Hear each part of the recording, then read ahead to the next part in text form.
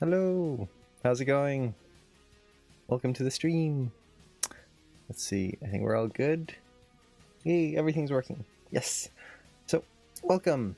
And Roger, hello. Greg, hello. How's it going? So for today's stream, I'm going to be doing a demo on a very specific type of subtle animation, which is very detailed subtle animation. So this is typically stuff that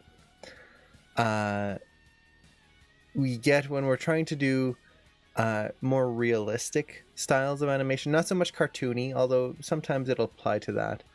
But it's subtle animation, has to look realistic, but also needs to be very precise. And Brandon, hello. And Ashley, hello. The goal of this demo that I'm going to be doing is, for example, spinning a pencil. So let's say you've got a character holding a pencil and they have to spin it in their fingers, something like this. Not doing some sort of special trick, or they could be doing that, but it's a character that's acting and don't want to drop the pencil. They're just doing something like this. How do we manage to do this without tearing our hair out? Because it's a lot of fine detail. And if you're doing a cartoony shot, it wouldn't be so bad because you would be exaggerating everything so much. You could literally have a finger just in place and have the pencil spin around it and it'll be fine. It's going to be so fast, no one's going to notice. But for something slower and more detailed oriented, this can be much trickier. So, how do we approach this? How do we get this to work? Well, the first thing we need is to set up the prop that we're going to be using. Now, sometimes it's not a prop. Maybe it's just the fingers doing something like this, or like just doing some fine detail, big motions, not subtle in the sense of just tiny little motions, but you've still got big motions in there, but they're very precise. Maybe the character is doing this. In that case, you don't need a prop. You're just going to be animating the fingers themselves. But what about when they're dealing with a prop? Well, before you even get into animation, you need to figure out how you want to set up this prop in order to make your life a whole lot easier. Now let's take the pencil example here. The big issue with the pencil animation is that the pencil, imagine you create a prop, the pivot point of a prop is always in the center when you first create it. What this means is that when you rotate the pencil, it'll rotate from that center point. But if you watch where the pencil pivots from as I move this, it's near that black border there. Then I do this, and now it's near the clip here. And then I go again, now it's over here. The pivot point is changing every time I switch fingers. This means that unless we think about this and kind of try to take that into account, we're going to be dealing with a prop where we're trying to rotate from the center, but it's got to feel like it pivots from up here or down here. That's going to be a nightmare. Specifically a nightmare in counter animation, where you're going to have to be translating and rotating and translating and rotating just to get that feeling. For just maybe I just want the character to do this. Well, that's going to be a pain if I have to try and do this motion. That would just be a simple rotation like that. But if the pivot point's over here, I have to try and counter that motion so that the tip does this. Suddenly, that is a nightmare. So, first thing is the prop. And what I would recommend is really studying your reference or whatever you're going to do and see what happens with those pivot points or any specific manipulation. The other thing is shooting reference. If you're going to be doing something very subtle and detail oriented like that, sorry, my hair is just all poofy today, is weird. Detail oriented, shoot reference. And if you can, try to shoot your reference of yourself doing it, because then you feel what's going on. Sometimes you won't be able to. It's just not going to be possible. But for something like this, you can, most people, yeah, just do a quick thing. If you can't do it, no problem. Get someone else to shoot reference for you, or just look it up on YouTube. This is going to be very important. And if you can't, don't shoot reference like this, way over here with the main action going on. Shoot reference really close. Use that as the focus. And when you finish, you think you can show me your approach on how to use glasses? Oh, definitely. So we've got the analysis and then the reference. Well, let's make the prop. And I'm going to show you a quick way of making a prop, not the modeling process, but just the setup process to allow for a movable pivot. So let me share my screen here. So this is the pencil prop that I made, and you can see it's somewhat similar to the one I was actually just using. So I modeled the pencil itself. That was simple enough. I just took a cylinder, extruded it, and added a few bits of detail, and that's pretty much it. And by default, most props would just have the one control on it. So, or actually, I see a lot of students when they create props, they just do this, and then they try to animate the geometry. Don't do that. Don't try to animate the geometry of a prop, especially if you're doing a complex shot. You're going to be running into so many issues, and it's just going to be a nightmare of logistics. Instead, try to rig it up in some way. Now, what I did was I created a hierarchy of objects. So the first thing I did was I created a root control. This is the master control. It's just a NURB circle all the way around the object. So I went to create, NURB circle, right there, and place that around the object. And I'll do a quick demo on how I connected it all after this, after I kind of go over the overview. This control allows me to move the object globally, and more importantly, allows me to constrain the object to the character's hand, so that, imagine if the object wasn't constrained. If I move my wrist up, the object would stay behind. I don't want that. I want the object to follow the hand and then still be able to be animated.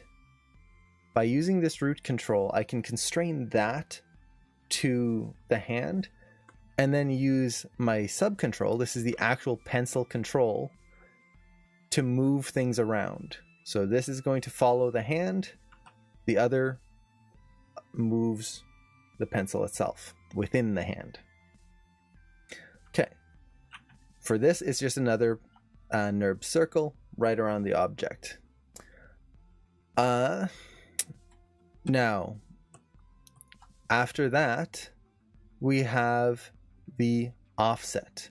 Now I'm actually going to turn these off because they're not that important for this demo here. So we'll focus on the simplified version here. So we've got root, then the main control, and then we have an offset control. Once again, it's just a polygon cylinder that I stretched out this time, and I place all around here. What this allows me to do is easily adjust the pivot point of the object at any time during the shot. Normally you are not able to animate pivot points. This is something is made like that so that you don't break things. If you animate the actual pivot point, so if I hold D on my keyboard and start moving the pivot point here, the actual physical pivot point, you can't key it. So it'll just move and then your animation will break.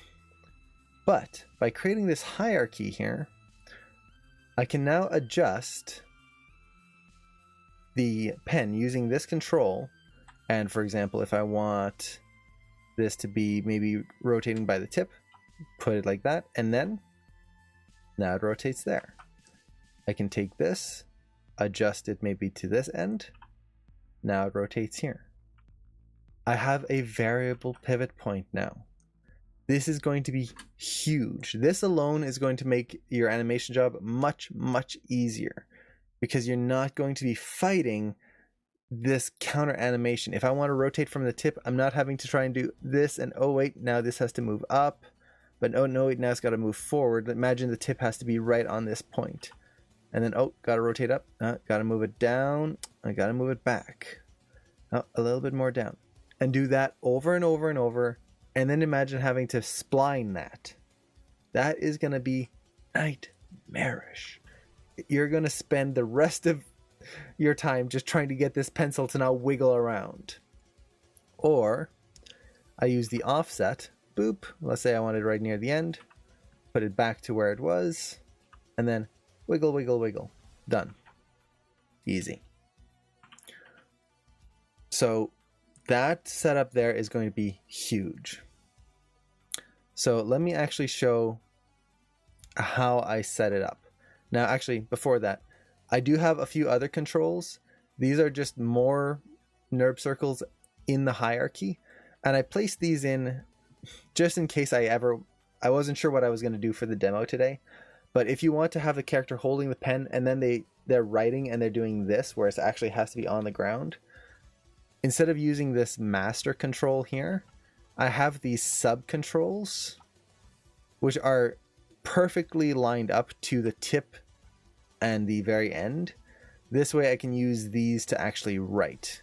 If I needed to animate the pen writing across the surface, I could use those.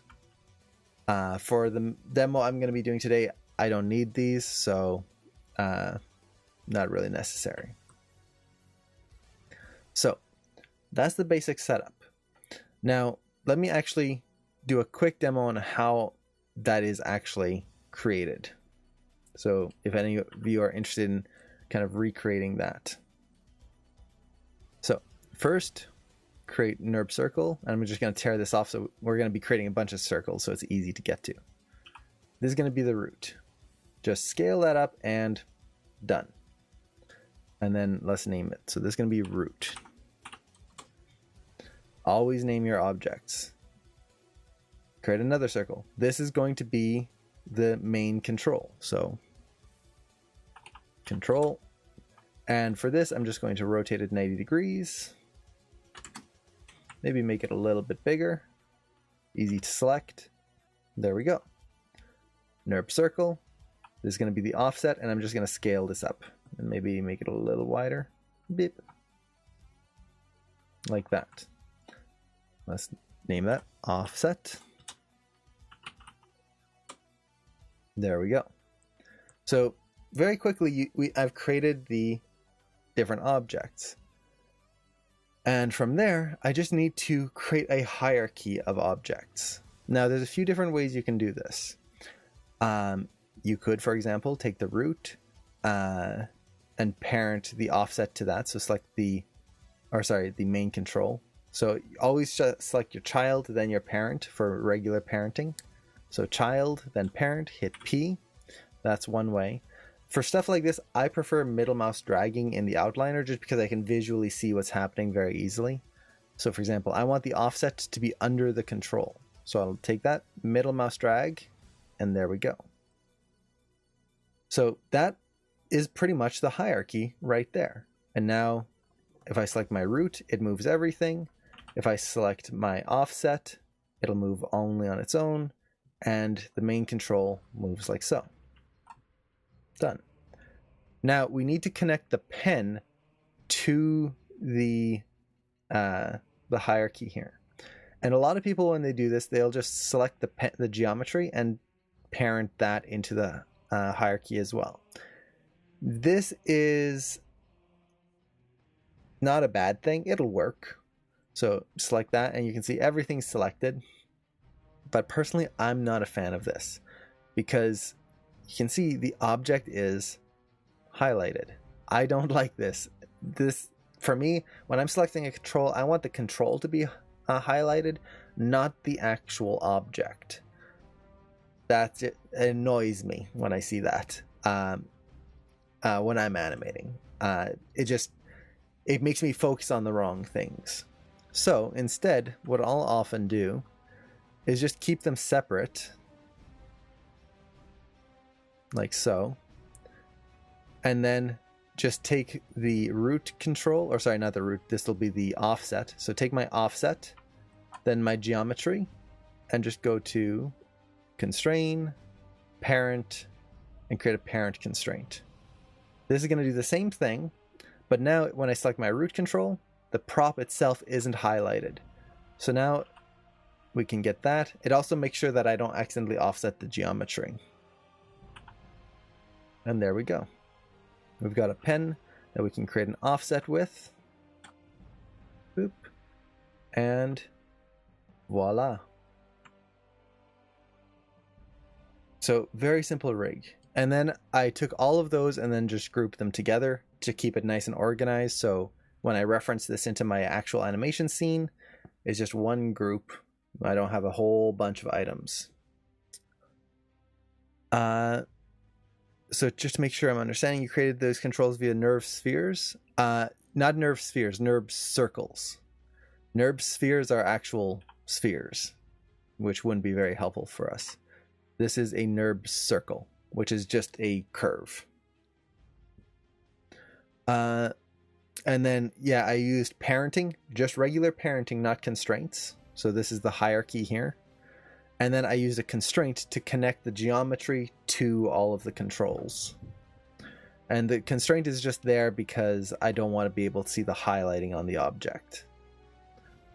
Now, one last thing I like to do with my props is I do not like to be able to accidentally select the geometry in the viewport. And you'll notice that no matter what I do here, I can't select the geometry. I can select the controls. My pick mask is turned on, so I should be able to select geometry. If I create this, for example, I can select that, no problem. But I can't select the geometry of the pen. I like this when I'm animating, because I do not want to accidentally select the geometry of the pen while I'm animating and destroy something. If I'm going to edit the pen, I'm going to do it in the mod file itself, in the rig file. To do this, select your geometry, open up the attribute editor, and then under the geometry node here, you could also do it under the shape node, either one. Go to display, drawing overrides, and you want to enable the override. So you'll see if I turn that off, we can select the pen by accident now. So you enable overrides and set the display type to reference. What this means is that no matter what, you cannot select that in the viewport. You just can't. You can still select it in the outliner if you need it, but now I'm never going to accidentally select that pen geometry. So with that, we've got our pen set up. Now, let me catch up with the chat here. Since I've been out of the loop due to college, any chance do you have a demo on rigging? Unfortunately, I do not. I haven't done much rigging in a long time. I should do one in a while. Let's see. I told my mom about the price of Animation Mentor. If she had the money, it's a money thing, yeah. So she should know, and gave me reasons. I was fine with it. Yeah, that's the biggest thing, is money. And this goes with any program. It's if you can't afford it. My big philosophy on life is don't go into debt for education unless you really are like super passionate, but even then, do it wisely. So for example, when I started Animation Mentor, I didn't have much money, both my brother and I. So we worked for 4 or 5 years at a bakery. Is why we were bakers before animators, so that we could afford to go to Animation Mentor. So we just worked for 5 years and saved up all of our money. We basically, for one summer, we lived off of a can of Mountain Dew a day, or let's see, a can of Mountain Dew, a glass of pretzels, and a granola bar a day for, I think it was 3 months. Don't do that. That's unhealthy. I think we dropped like 50 pounds in that 3 months. No cup ramen. We didn't have, we were living in a trailer at the time to be close to the bakery. The owners lent us a trailer, and the microwave didn't work because they got us the wrong extension cord to plug in the trailer. So we couldn't use the microwave or anything like that. So it had to be food that we could just eat cold. And then every once in a while we would have some, like, a meal here and there, like once a week, just a small meal to kind of keep up the strength. We had some electricity, but to run the fridge, which had a bunch of like drinks and stuff and a few smaller meals, like fruits and stuff, not too many, but to run that and then the microwave would blow the circuit, so we couldn't do both. So if in terms of money,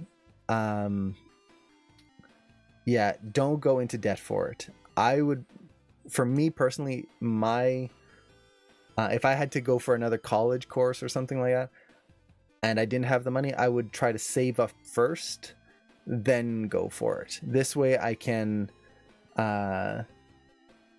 focus entirely on the college when I'm in there. So that's just me. Everyone's different. Do what is best for you and your family and your situation. And Felicia, hello. So let me catch up here. So just to make sure, okay, yeah, got that. I have a question. When I added NURBS to an object and parent constrain it to the object, but the object was looking down. Oh, did you make sure when you constrained it, that maintain offset is turned on? This is, whenever you're creating a constraint, always make sure that maintain offset is turned on or off depending on what you want. If you have maintain offset on, it'll keep the relationship between the two. If you turn that off, depending on the orientation, it'll snap and rotate. Let's see. When I added a NURB to an object, parents constrained it to the object. Okay. Second I get money, I might be better, or just something happens to why I can't do AM. Not that I hate it, I just something less costly. Yeah, definitely. There's a few other schools that are less money, so check out Anim School if that might fit into your budget. They're really good as well. iAnimate is very good as well. And then I'm trying to think. Those are the main schools. Other than that, there are workshops and stuff you can take, but the problem with workshops or with like DVD, well, they don't have DVDs anymore, but like where you buy a subscription to a site like lynda.com or something. And Fabian, thank you so much for the subscription. Aw, thank you. I really appreciate that. But with subscription services where you learn and you like pay $10 a month or something, those can be really, really good. But more so than with an online school, you really have to be dedicated on learning on your own, or else it is just a waste of money. I've seen a lot of people go into these like courses and subscription services, which again, I'm not putting them down. They are great services. But if the individual person does not have that like push and that drive to keep animating and learning on their own, you're just going to be paying for something that you're not using. The thing with a school, which is helpful, is that they push you to do it and you've got deadlines and things like that. So if you are really passionate about it and you want to do it, the big thing I would suggest is set yourself deadlines. Give yourself deadlines every week to finish a certain thing by a certain point. And really push yourself on those. Treat it as if it was actual work or school. It is important to do it that way, or else you're just going to be like, you're not going to be pushing yourself forward. So let's see. Start a fire. Now you have a beautiful story to tell. Mine is almost the same. Took me 10 years to finally have the money for AM. Yeah, it takes a while sometimes, but it is worth it. For me, like it took, I can't remember if it was 4 or 5 years now. 1 year is kind of blurry. It was we were working 12-hour shifts, and I don't remember much of that whole summer. But I think it was 5 years, and it was worth it. Like I would do it again. Maybe not as much. I would have probably spent an extra year to save up money healthily and not push ourselves to a breaking point. But yeah, it is worth it, especially if you love animation. Let's see. Hello, Noelia. Hello. Not enough food to make memories. Yeah, it was a strange year. So, we've got our prop here. Now, let's say, what are we doing with the pen? We're doing subtle animation. Or I shouldn't say subtle. Subtle is slightly different. We're doing detailed animation that isn't cartoony. So, for example, a character spinning a pen in their fingers and trying to get it to work cleanly and efficiently and not have to fight Maya, and how to animate it, like how to proceed with animating that. So we've made our pen prop here. Now the next thing we do is we get our scene. Now I've shot some reference here, so you can see this is just some reference of me spinning the pencil, and I've set up my scene. I brought my character in. We'll just be animating the arm here. And the first thing I do is create a shot camera. We need to be able to see this from 2 angles, our shot camera and then our work camera. I've placed the pen near the hand, and then I just kind of matched, not copied, but matched the pose. Now, this type of animation that I'm going to be doing today is kind of an offshoot of what we normally do. Usually I try to really push things from my reference as much as I can. This I'm going to use as a double demo. One as a demo on getting this subtlety in animation, but also on how to get really realistic. And by realistic, I mean like close to real life. This is good for when you're trying to match things onto a plate or real live reference. We're not going to copy and absolutely mimic the reference, but we're going to get really close. And there's a few steps that we need to do in order to get that without just getting rotoscoped animation, because we do not want that. Rotoscoping is just going to kill the scene. So, like I said, I placed the pen in the hand. I constrained the root control to the, in this case, the arm control here. This arm control on this rig, I could have constrained it to the wrist, but this one here will allow me to switch the hand from IK to FK, and the pen will still follow. If I constrain it to the FK wrist, when I do the switch, the pen will just stay behind. It won't follow the IK arm. And then I just did the first pose. And the next thing I'm going to do, and I've actually done a little bit of this just to show you guys what it's going to look like, and then we'll keep working on it, is I just animate this straight ahead. So let's jump to the actual scene that I've been working on here. And I've just kind of worked on this for the last, like, what, maybe hour and a half, something like that. Not even. So we've got our first pose here, and then I just went ahead and to the next pose. And I'm doing this on 4s. The beginning here is a little longer because there's a little bit of a hold. And then we've got another pose here. And then I'm just animating on 4s and watching my reference and trying to catch as many little details as I can from the reference into this hand motion. And this is the last pose that I'm on right here. I just started moving the pencil. So we've got this. And you can see it's just a lot of small motions and trying to keep things together. Now, if I actually show my reference here, you'll see is actually very close to what my reference is doing, if not almost copied. This is not bad yet. It's kind of like on the edge of rotoscope, but I'm going to be pushing it later. This is the first pass. This is to make sure that I understand how the motions are working, how everything is connected together, and from there I can push it and exaggerate it later. If I try to exaggerate it now, I might run into a point later that some of the mechanics, so maybe I exaggerate like one finger way out here, but then later in the shot I figure out that, oh wait, no, the finger was supposed to be coming down in order to wrap around the pencil for the next flip.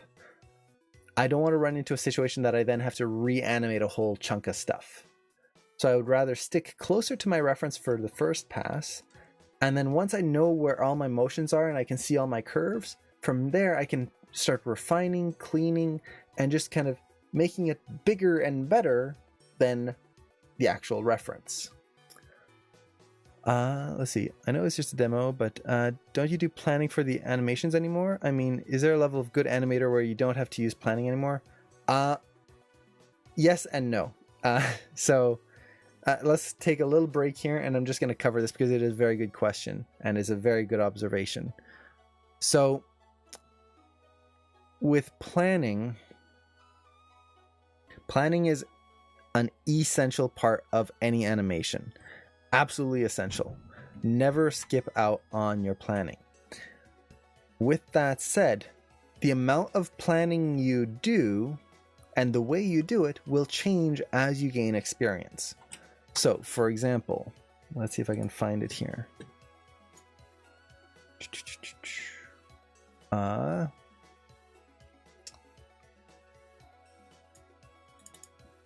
I want to find an image for you guys just to compare.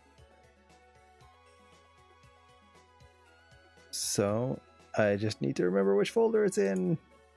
There we go. Too many folders. So some of you have probably already seen this. This is the first planning I ever did in Animation Mentor. This was for my bouncing ball assignment way back when I was a student, brand new to animation. And you can see I planned a lot. This is for a 100 frame ball bounce, just a ball bounce, straight up and down and rolling to a stop. That's it. No, nothing else. And I planned everything. I got my main timing in the middle here.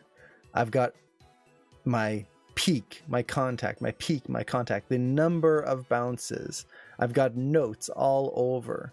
I've got the timing, how my keyframes should look on the timeline. I've even got the spacing charts of the translate Y and the translate Z. I took note of everything because as animators, that's what we're doing. We are trying to analyze all the different elements so that when we're going into our shot, we're not caught by surprise and we suddenly go, wait, how is that ball supposed to move forward? How high did it start? Oh, well, I'll just guess. No, we don't want to just guess. We want to make an educated and analytical look at it. And then when we're putting it in, we are either mimicking it, not copying, mimicking, or getting it close to what real life is, or we are making the conscious choice of making it different. That is the key. For example, cartoony animation, we might study real life reference of someone doing a jump. And in a jump, maybe it'll take 20 frames to the jump. But in their cartoony animation, well, we want the jump to happen in 4 frames. Well, we're not just going to wing it and just kind of, well, throw them in the air and haha, we'll just go with that.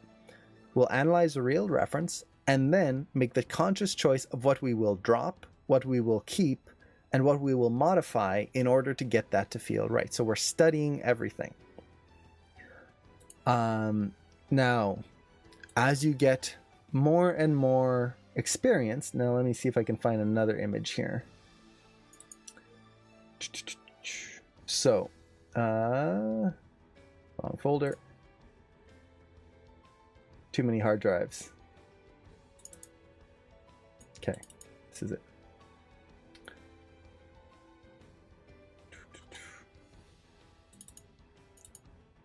So I'm looking for some more planning of mine. Let's go. I think I've got some in here.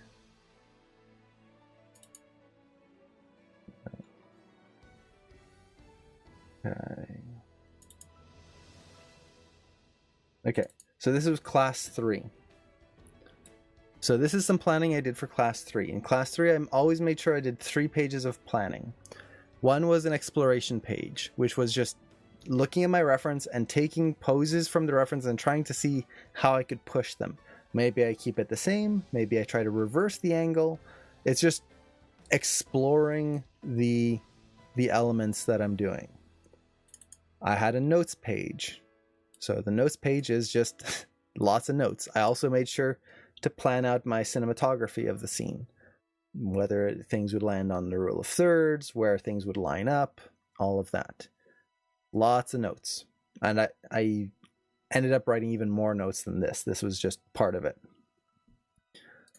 And then I would have my actual timing of the scene, where I drew out as many keyframes as I could, basically making a first pass in keyframes.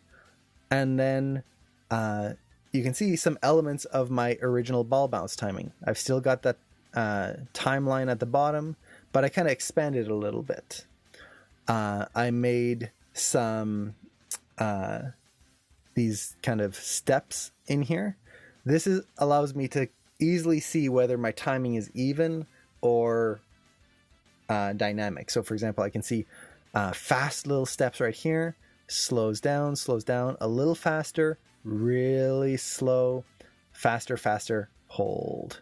So I can see that there's like the length of time for these actions are taking a different amount of time, and my animation isn't just kind of hitting beats all the time. So lots of planning, but less than this in a way. It's different, but I'm not looking at all my spacing anymore. I'm not trying to analyze every single peak and contact and all of that. I've simplified certain things and I started planning other things. This is because by class 3, I had an understanding of spacing. I don't need to plan spacing out anymore. I know what it does. So I don't put it in there anymore. So the more you learn, the less you have to do in certain areas and the more you focus on others. It's what makes you faster, and you get better at doing the more complex things because you can spend more time on them instead of the simple stuff. Now, I don't know if I have any planning from my class 6 shot, but I do believe I have some from my creature class. Let's see if I can find it here.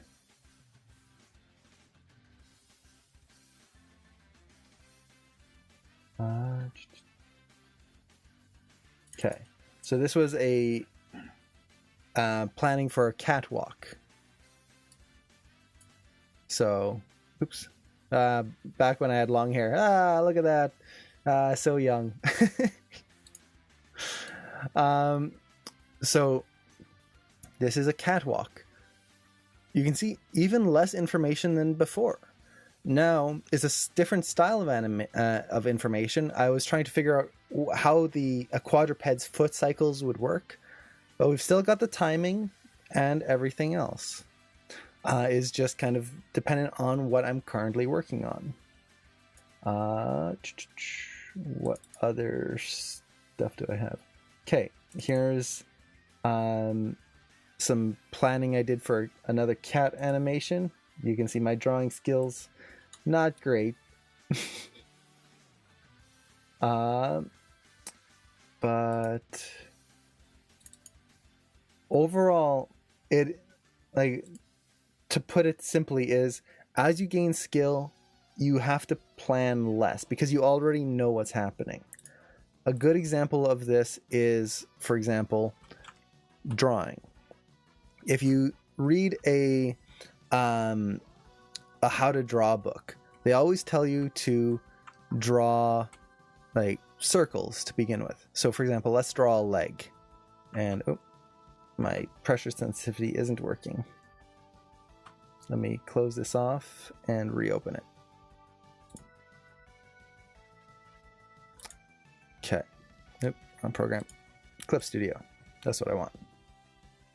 So when you learn to draw, people tell you to start drawing circles.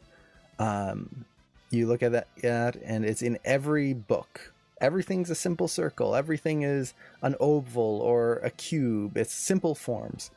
So for example, if I'm drawing a leg, there we go. It would be like a circle, and then you've got a circle for the knee, and then another oval there, and then maybe a triangle for the foot. And there you go. We've got a leg. But then from there, you can kind of consider this your planning. From there, you have to find the other shapes. So for example, on the leg, there's another circle over here, and then the calf muscles.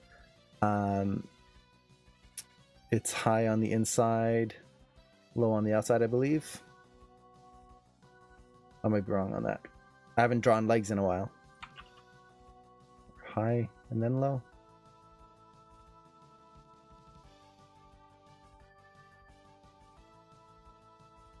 Let me...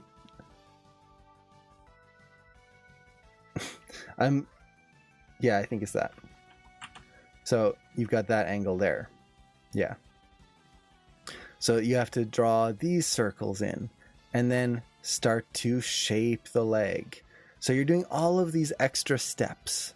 Okay, now you have to connect them all together. Oh, and then the knee has to be, it's like an upside down baseball diamond that connects there. Okay. Now up here, there's another circle for the hip. All of that. That's learning. Once you've gotten that and you know how to draw legs and you've been doing it for a while, you can just skip all that and basically just go, okay, line for the outside of the leg, inside of the leg, knee comes in here. Then we've got the actual calf muscle there that comes in here, and then foot. Done. I didn't have to do all those steps. I already know them. I've got them memorized. Does it mean that I'm not thinking about them? No. I'm still thinking of the same things. There's still another muscle right here. The calf muscles need that offset in here, and I could probably push that a little bit more. The knee still has that shape in there. I'm still visualizing it. I'm just not having to draw out every step. So when you start to get better at animation, you don't have to plan out every step. You don't have to worry about all those little details. But don't skip them at the beginning just because later on you don't need them. You're still applying them. This is why an animation mentor, part of the assignment is to show your work, because they want to make sure that you know how to do it before they let you go off and then, I don't need to plan this, I don't need to plan that, because you don't. But you need to make sure you know it first. So I hope that makes sense. And then like from here, because like I've skipped all the other steps, now I can go straight into like figuring out where all the musculature is. And actually this is a little bit more around like that. So that's the quad muscles right in here that come down and into here and like into there. You've got all of that. So you can get more detail right away versus trying to do every single little step. So for me, for something like this, it's not, muscle memory is slightly different. Muscle memory is like drawing. So for example, knowing how to draw a circle, doing that, that's muscle memory. Because muscle memory is your arm remembering how to move in that position. So drawing the individual lines, that's muscle memory. Drawing the anatomy and knowing how to put it all together, that's just memory. That's actually just practice and applying.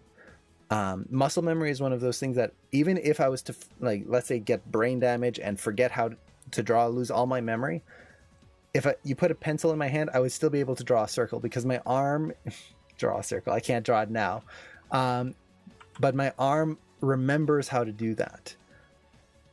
If I don't remember where all the pieces of anatomy go on the rig or on the character, that's it. I don't know that. I might remember certain things that might be ingrained in my muscle, but it's not going to be just like, oh, just do it. Unless I drew it a lot, like every single day, just drawing legs. So for my shot here, I didn't need to do any planning because I know my planning in my head. I shot reference, I set up my scene, and I already know, okay, my spacing is going to be doing this. I can see it in my head already. So it saves time. If I was new to animation, if this was the first time I'd ever animated this back when I was in school, I would be like doing at least 2 or 3 pages of planning for this. Even a simple exercise like this, I would be planning it out, really looking at everything. And Nicholas, hello. So I hope that makes sense. With that, we've got our scene here. And like I said, I already animated a big chunk of it, just so I was hoping we could get as much done as possible today. But the way I've done this is I'm just looking at my reference and not copying, but trying to incorporate as many little details as possible so that when I finish this pass and go to my next pass, I can take those details and either enhance them, make them more subtle maybe, and push my shot to be even better. But I want to make sure I have the details in first. Now, this is not like all the little like shakes and stuff. This is just making sure my body mechanics work, basically. And Gas6942, thank you so much for the follow. So here we are on frame 64. Now, what I'm doing with this, when I'm trying to study subtle motions like this, is I'm really just looking at small details. So for example, I can see that the arm is moving ever so slightly screen left. So I'm just going to take the elbow and just kind of move it a little screen left. And it's actually moving a little bit more. So let's go into my graph editor and do that. So get that nice little motion in there. So I'm already starting to go into the graph editor, not to clean up curves, but just to get subtle motions. Okay. The wrist is moving. Let's look at the actual wrist control here. What's happening?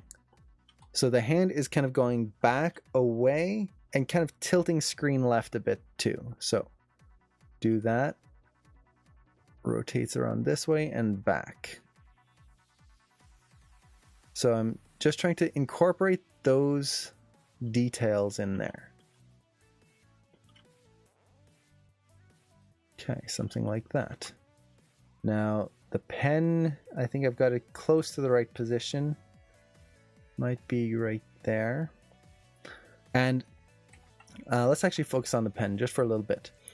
If you look at the pen, like I was talking about before, how I created that offset control, that's this big one right here. I can move basically this up and down and change where the pen is pivoting from. I'm using this throughout the shot whenever there is a switch. So for example, over here, the pivot point is down here, below where the thumb and ring finger are holding it.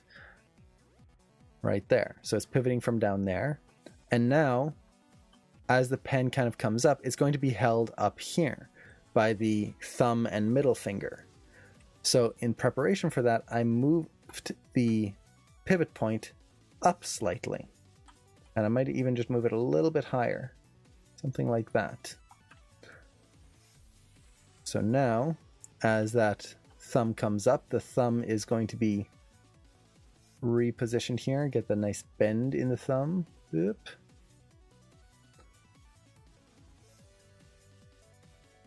And just position this basically in place. And when you're doing this, really pay attention to the details. Watch which joints of the finger are moving. So for example, right here, I kind of made a mistake. Look at the reference. See how this joint here, it's popping right there. We're getting that kind of push. Look at my reference. That's not happening. The thumb is bending from this joint here, not from the base there.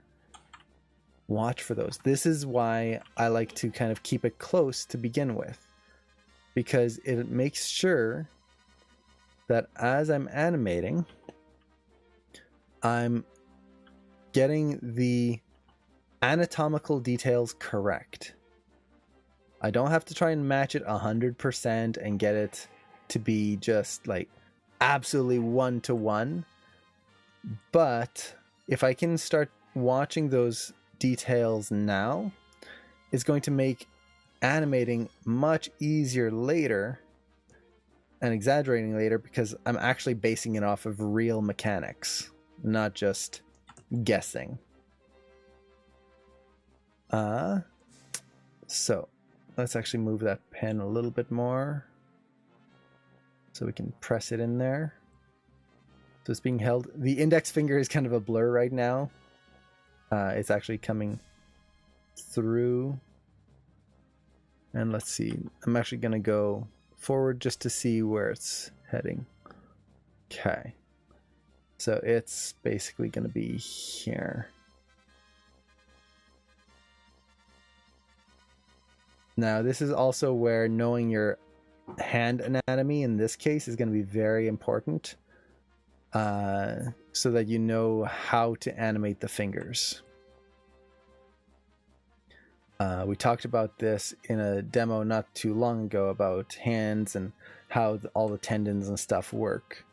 So make sure that as you're animating this, you're keeping in mind how the tendons should be moving,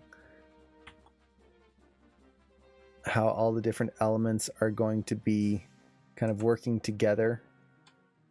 What we don't want is for the fingers to feel floppy, I guess you could say.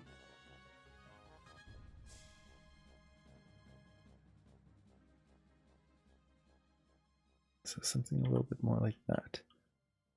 So we get that. Hand is being held, or pen is being held there, and we can see the pivot point is nice in the center, right there where we need it. So let's go forward. And the way I'm going forward here is I'm just going every 4 frames. I'm animating straight ahead and just 4 frames, set a key, position the hand. 4 frames, set a key, position the hand. This way I know that I have enough keys to maintain the detail, and I can do another pass after this to fill in any in-betweens that I need. Some of these areas will need to be done on 1s, most of it's going to be on 2s, but I don't want to have to try and animate it all on 1s and 2s right from the start. I like to kind of go as wide as I can, just to make it a little easier. Okay, so once again, watch what the details are doing. So the arm is starting to move screen right again. So let's do that.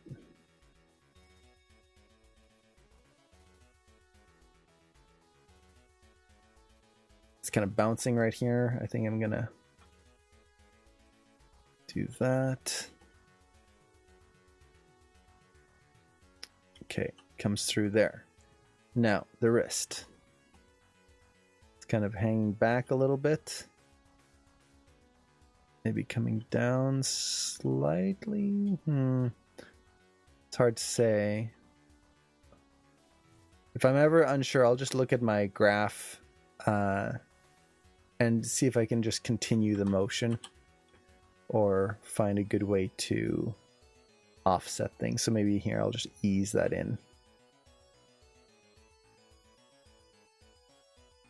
Keep that going there. Okay. So we've got the wrist motion. Okay. Now we just do the fingers. So the thumb is being pushed out slightly.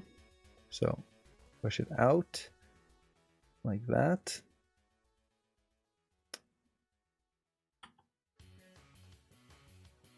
And one thing with this is when you're dealing with animation like this, it can be tedious. It's a lot of little details. But at least for me, that's what makes it a lot of fun as well. I really like this kind of animation. Mostly because it just gives me a fun challenge of really trying to get all of these little details.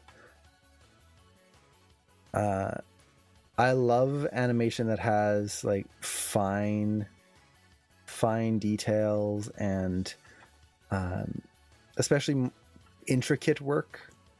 So for example, all of this finger stuff going in, every finger on every frame, making sure that they're not just dead and still and doing nothing. Really trying to make sure that we feel like the slight offsets of the fingers and the slight lead and follow of things. That pressure that's kind of pushing into the thumb here. Making sure we feel that. To me, that's a lot of fun. I know a lot of people really don't like that, and that's totally fair. This is, to me, just a lot of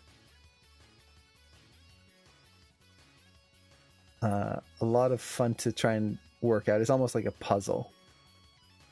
So for example, here the finger starts to bend there, and if that joint is bending, this one's going to relax a little bit.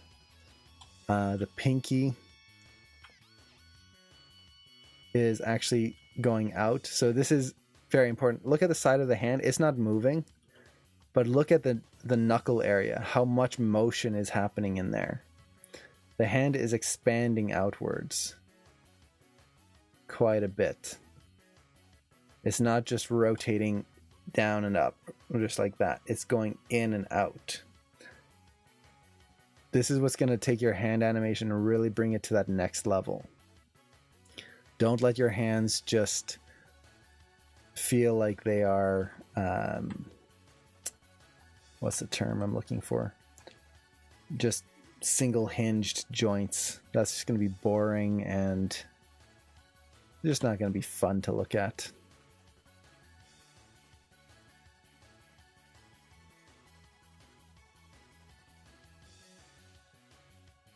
Now, the other thing that I look at when I'm doing stuff like this is I try to look at my reference and focus on what is the thing that feels like it's moving the most. So right now it's the index finger and kind of the middle finger, the kind of replacement of them. That's what I'm feeling the most. So I want to make sure that in my shot, when I frame through like this, that's what I'm also feeling. I shouldn't feel the ring finger and the pinky kind of taking over the show. An example of this would be, let's say he's going to get really fancy. Suddenly, your eye is focusing on the pinky finger moving, not the index finger. It's moving too much. So, bring that back and keep it more subtle. It's still going to be moving, but not as much. And if it's still taking over, maybe I try to move the index finger even more.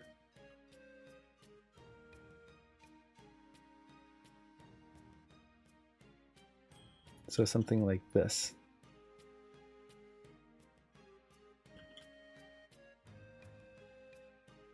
There we go.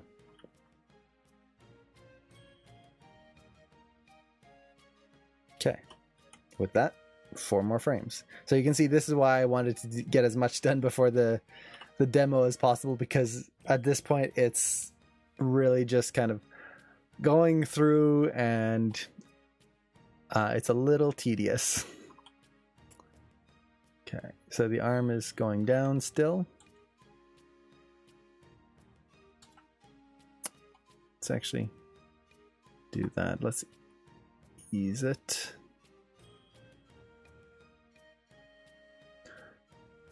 The wrist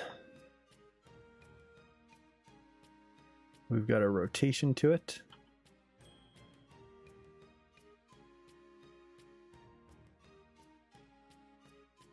If you can't see what's happening in the hand, try to scrub through your reference a little further. It'll give you an indication of where it's going. So it's still heading back a little bit.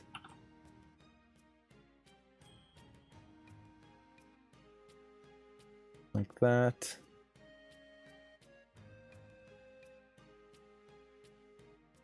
Yeah, something like this.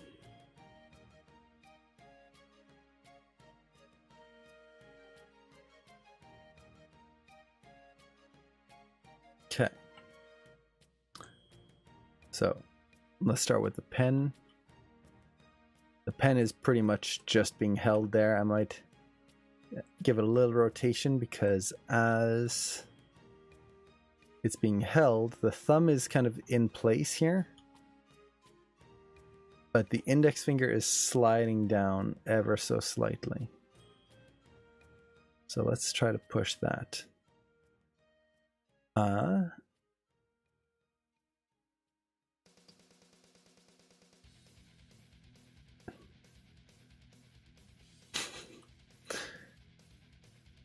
This music is very intense for hand animation. See, I think I'm over-rotating it here.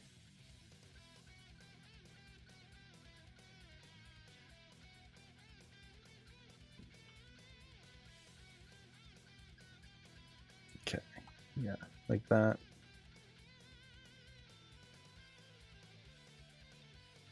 So we've got that, just a slight move. I might make it a little more subtle. Something like that. Now, middle finger is wrapping underneath the pen. So in order to do that, we'll have to bend this quite a bit here. Make sure it gets under there. Yes, get those details. Can't miss a single one.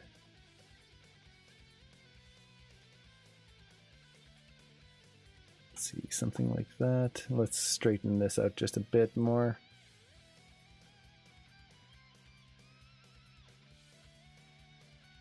And then make sure we're getting the rotation in there. Whip. The other fingers as well. Same thing. Curl them in.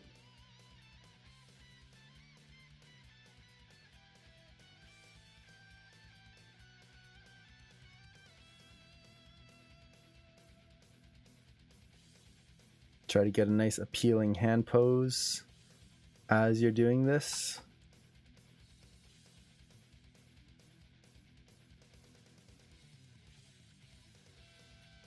So right now you can see how all the knuckles are straight and even. I don't want that. That's boring.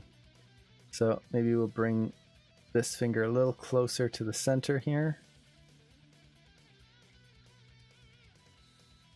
Kind of like that. Now the camera position could be tweaked a little bit. I'm not a fan of how it's facing right at the palm, but luckily this is actually something we can change later on.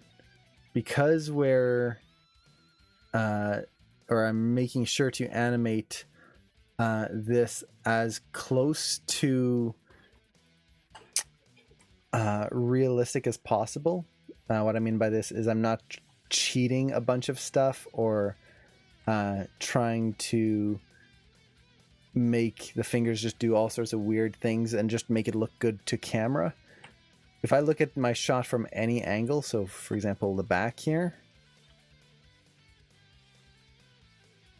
it still works. So now I could have my camera rotating around the character and it would still work. Is that necessary? Not at all. It's just something I like to do because you never know. If I have to cheat, I will. I'm not opposed to it. But as much as I can, I'll try to keep it working in all angles. Get a little cup in there. Actually, no, let's ease out the other way. Getting details in my animation. I tend to just look at my animation as a whole. Yeah, and this is the tricky part, is going from that, because I'm just animating an arm, so going into details is no problem with this. But if I've got a whole character, you don't want to be focusing on these details as you're doing everything else. So this would be something I would do in my polish, or maybe not the polish, the refining phase of animation. The rest of the time, the hand, I might not even animate the spin in the hand. As I'm blocking it out, the thing would just stay in place, do nothing. I might just kind of add a little bit of a spin, or like one or two poses to show that it's spinning, and then that's it. And I would just wait until I do a solid pass on this, because it's just too much detail for any other moment of animation. So on this pose, the pen is now being rotated by the middle finger here. So you can see right there, the middle finger is what's pushing this pen up. It's not rotating back here per se. It's kind of right there, right under the index finger. So double check my pivot point. Is that correct? Pretty close.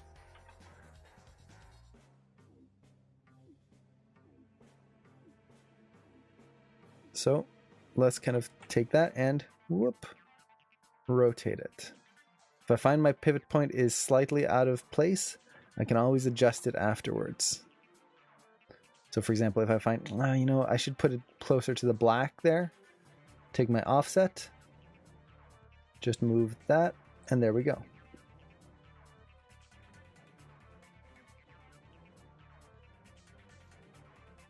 And for this, always, I want to make sure that I don't have any keys on any other attributes. If anything, what I would do actually on my rig file, I didn't do it in this case because I don't need to worry about it. I would actually lock these attributes. If you download a pen that already has a pivot point at the tip, all you'd have to do is constrain it to another control, and you would use that control instead.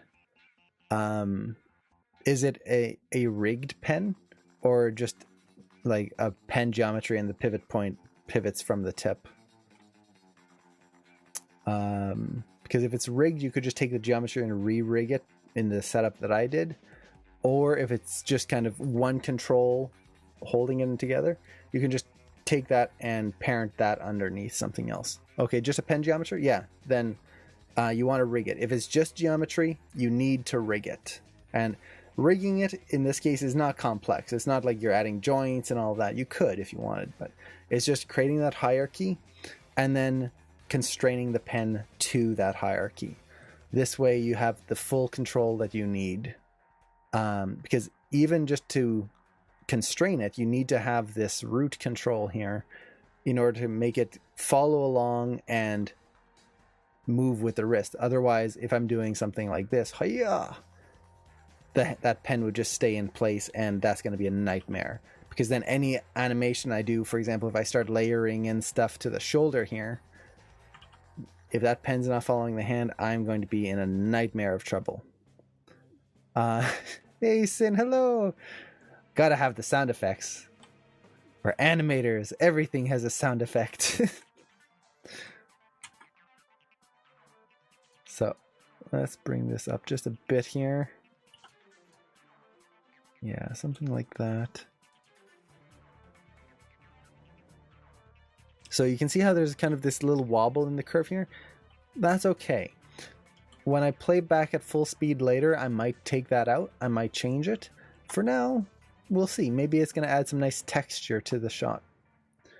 I was in the shadows reading a manga. Nice. Hopefully it was a good one. I need to start reading more comics and books again. They're so much fun. Okay, get the wrist in place. Let's add the cup control before I forget. So that's going to come in. And then, hey, Rapunzel, thank you so much for the follow. Or sorry, the subscription. Oh, geez, thank you so much. 3 months in a row. Wow, nice. That is awesome. Thank you so much. We're in High School Host Club. I've heard a lot about it. I've seen clips from the cartoon series, and it looks good. Maybe I'll have to read it too. And Daniel, thank you so much for the subscription as well. 21 months. Jeez. Hello. Conky Kong. Hello. How's it going? It's funny. Okay, then I definitely should read it. I love comedies. Let's see. And I should check out the cartoon. I just saw a clip of it. Someone was posting clips of animated, like really well animated bits, and it was really well. Oh geez, Sin, thank you so much for the subscription as well. Oh geez, thank you, man. 26 months. Jeez, it keeps getting longer and longer. Oh man, you guys are awesome. Thank you so much. Let's see if everyone is playing with this. Let's see. So we've got to get these fingers in place. I think, do I want to bend them more? The hand is kind of relaxed right now. It's not like it's going in a fist, so probably not. Oh,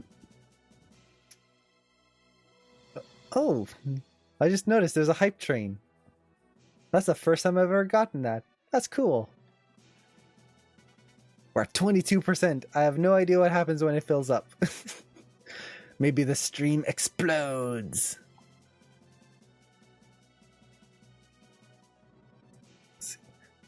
This is something I wanted to mention, just in terms of hand posing. A lot of people, when they're posing hands, and I do this by default as well, is we always try to put the pinky kind of tucked below the index, or sorry, the ring finger, like that. So it's always rotated more. If you're closing the hand like that, it's more, it's always kind of lower. But a lot of these poses I notice, like as I'm looking through my reference, I actually do the opposite, where my middle finger is actually quite a bit either higher or lower, and kind of doing the opposite of what I would expect. So for example, here the pinky is kind of going up slightly, and you can see the ring finger really goes down there. So we get this kind of wave shape. The curve is reversed in here, which is kind of nice. I like that. Let's see, the manga is gold. Okay, I definitely have to read this. Trying to remember the last comic or manga I read. I think the last one, oddly enough, was a Star Wars manga. I like Star Wars too much. It was Princess Leia's origins, kind of her story of how she grew up. It was actually really cool. If anyone's interested, I forget the name. It's like Princess of the Stars or something like that. I forget. It's really cool. Let's see. We've got that. Not super pleased with the overall pose yet, but let's see how the motion is feeling. Okay. I want curved and straight.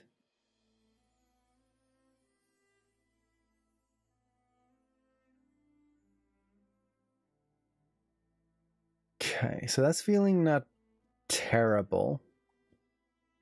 But one thing I'm noticing is the pen's being pushed out and is being pushed out by the middle finger, so let's kind of make sure I do that. Weep. There we go. And this is where, don't try to copy your poses directly. The rig's going to have different proportions, different sized hands, whatnot. Go with what looks good for your shot.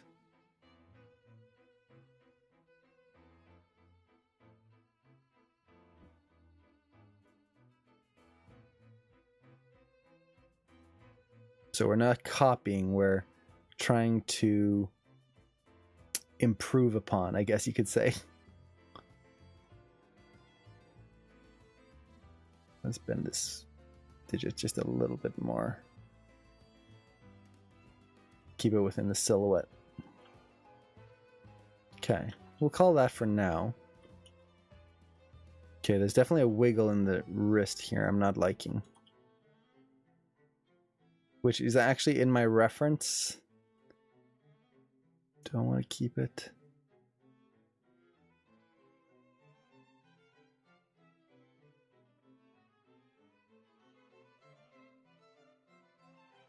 It's this right here.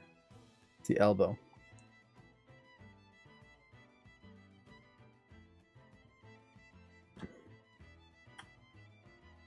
That's better. So this is where I could have stuck to my reference, gone, hey, you know what? We're sticking with it. Hey, level 1 hype training mode. Interesting. The Hype Griffin. That is weird, and I like it. I have no idea what it is.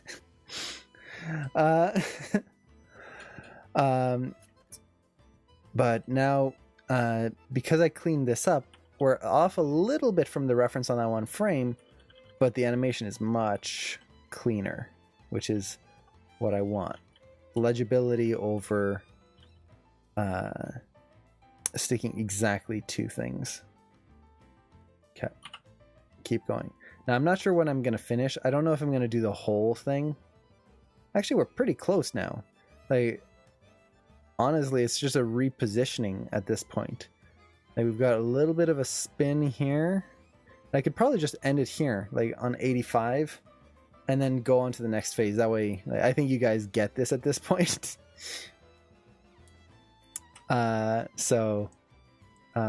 see. I'm surprised. I thought I was going to have to go all the way to 135. Okay. Elbow first. Yep. A little bit. Now the wrist is pretty still here.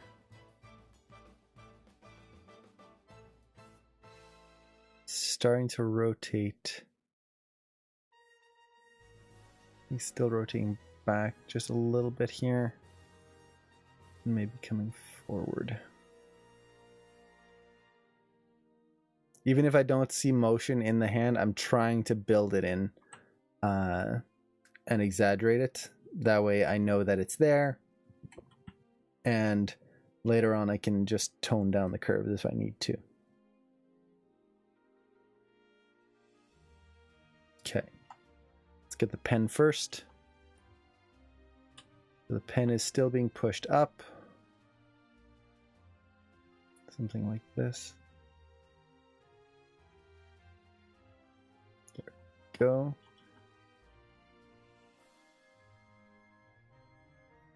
And I think I might rotate a little bit more this way. I want a little bit more twist on that end right there.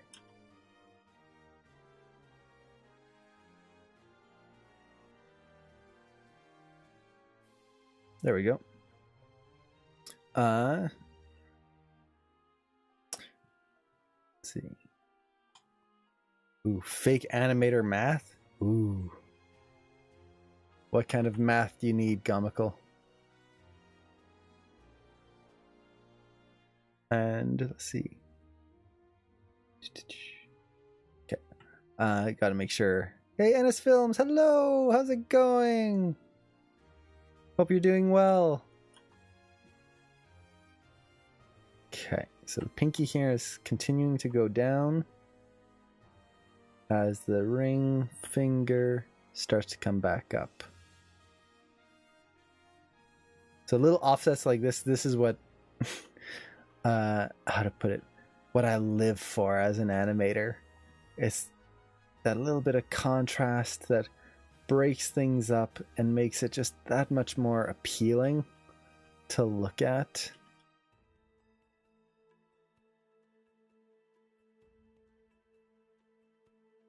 That's a little too much right there. You can see how that pinky is drawing too much attention to itself. So let's tone that down a little bit. Always kind of skip back and forth and see whether the changes you're doing are feeling right. We don't want to pull attention away from, in this case, the pen.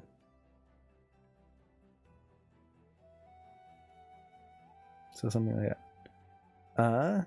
I've never seen a demo on this before. Oh, nice. I'm glad. This is some of my favorite type of animation, so I'm glad I can do a demo on it. Usually I don't get a chance to get to this point in on Twitch just because, well, as you can see, I animated this. I think I was on frame 60 when I first started the demo. I had animated on my own to begin with, and we're not that much more advanced. It's slow going, but it's still so much fun. I like it so much. Let's see. So I'm trying to be a good peer buddy and explain how I think about bouncing ball formula on elevated surfaces. Ooh. Always good to be a good peer buddy. Okay. So let's take a look at this and... Okay. Let's take a look at this. So, let's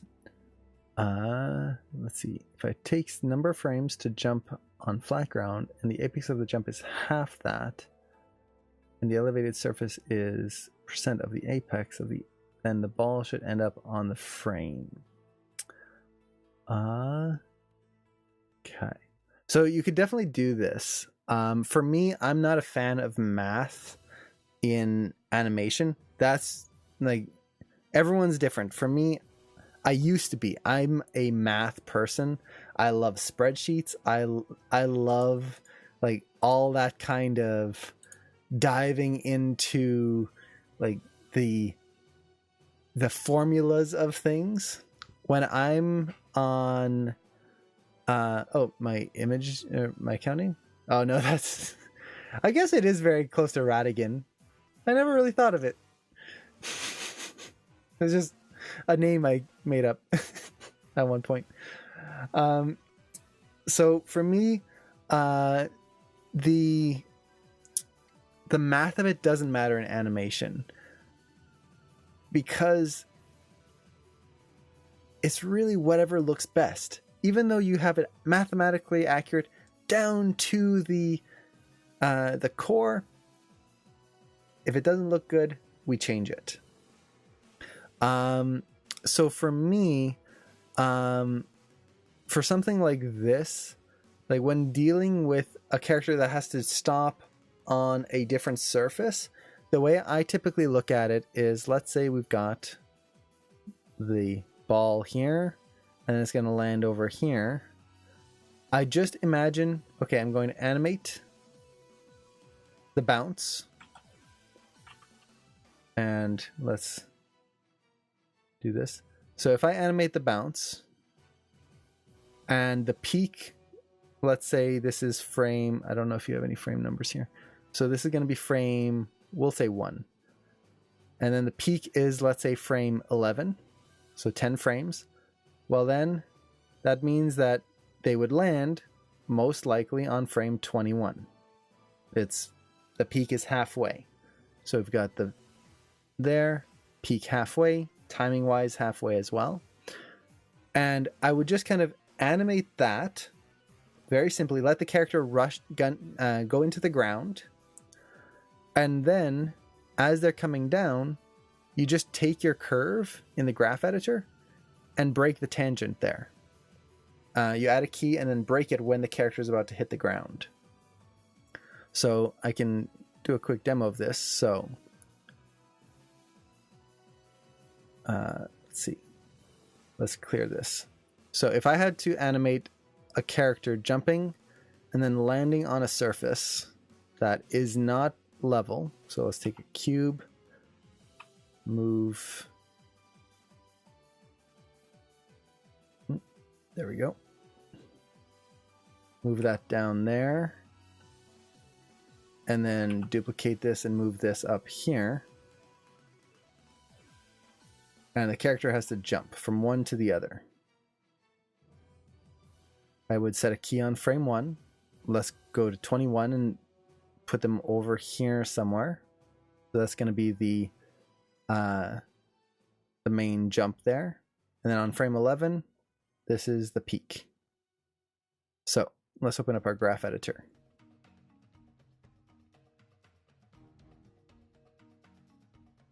So translate translate X in this case.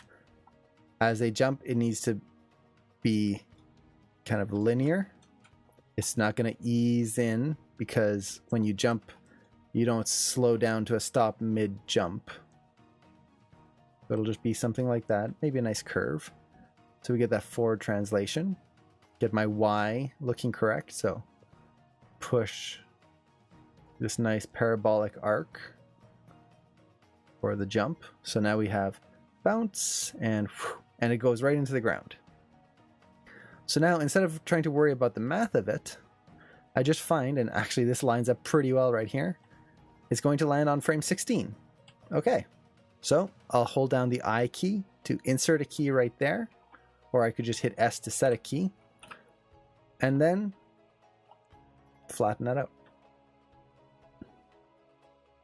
So now this is going to be a flat tangent there, and oop, there we go. Perfect jump. Yep, book.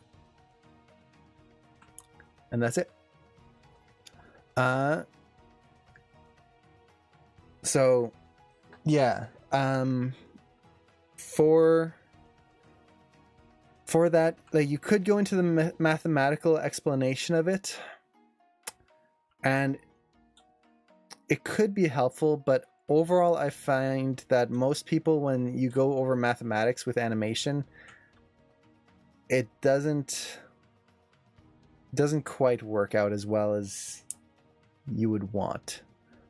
I think just kind of going over the concept of it is a little bit more useful. Let's see. I mean, don't get me wrong, I do like algebra and physics, but not enough to do animation with it. Yeah. And I've been teaching like ball bounces and stuff for probably 5 years now. And in the first few years, I tried to teach the mathematical approach, or not the first, probably the first year.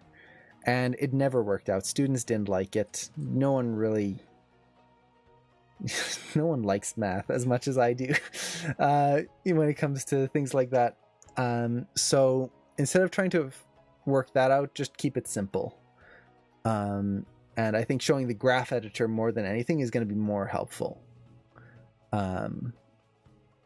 You love maths? Yay! There's a lot of people who love maths here. I'm so glad. Maths is one of my favorites. It was my favorite subject in school. Especially grade 12 math. That was the one that I really loved. Let's see. This joint is bending forward. So I'm trying to get the thumb to move into place here. Maybe a little counter motion in this. It's cutting through the pen. That's fine. Because the pen is actually going to have to translate. It doesn't just rotate. It does translate. We are pushing against it.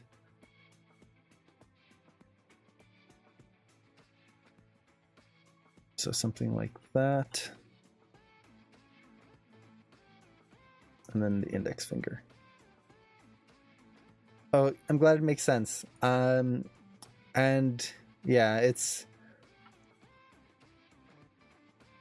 definitely awesome stuff that you... Oh, I closed it. Dang it.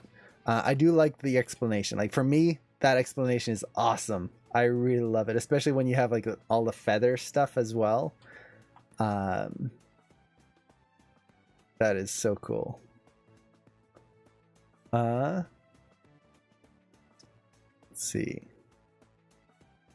So, ooh, what's this YouTube video?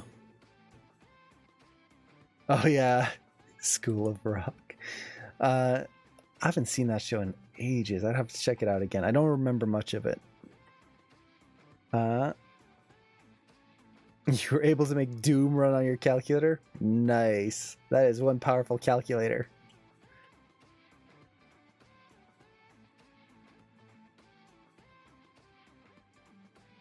Okay. So I'm noticing there's a lot of rotation on the middle or the index finger here, so I'm going to push that quite a bit. So this is where just framing through, and you can see right there, you can really feel that kind of pull back right there. Oh, sorry, right there. That's the frame I'm looking for. Right there. So I want to really get that feeling in there. So we've got that. So now we've got this.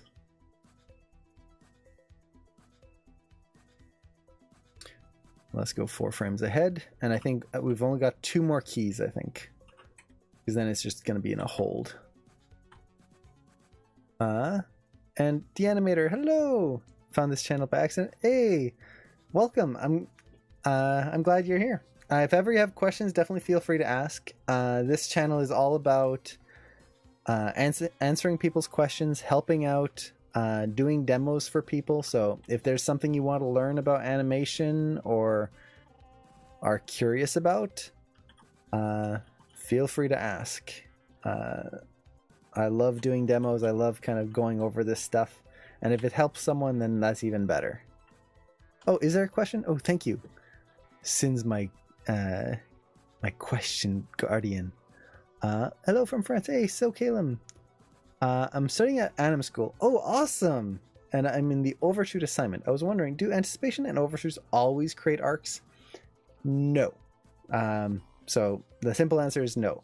Most often they will create arcs. So let's kind of go over here. So if I'm going to overshoot an action, and let's say I have an arm, let's see if I can just draw a simple, let's keep it simple. So we'll just kind of do this. And if I take this and start to bring it down, let's say I bring it down here and then overshoot it upwards. So now the arm is going to settle back here, and then the hand kind of goes down before coming back to rest here. This is going to have an arc automatically, because the base motion was an arc as well. So we get something like that. So you can see the end of the hand kind of moves in a very slight arc, which is the default. If we have a big motion, so if I kind of do this, and the overshoot is going to come back and kind of come back through here. It's going to move in a slight arc. If I anticipate, I could anticipate, like, let's say I'm going to run, I might kind of go up first, down, and then go forward. That's going to give an arc. But stronger motions, for example, a punch. If you animate a punch, and let's go full screen for this. Oh, the sun's actually out. I don't usually get to see the sun.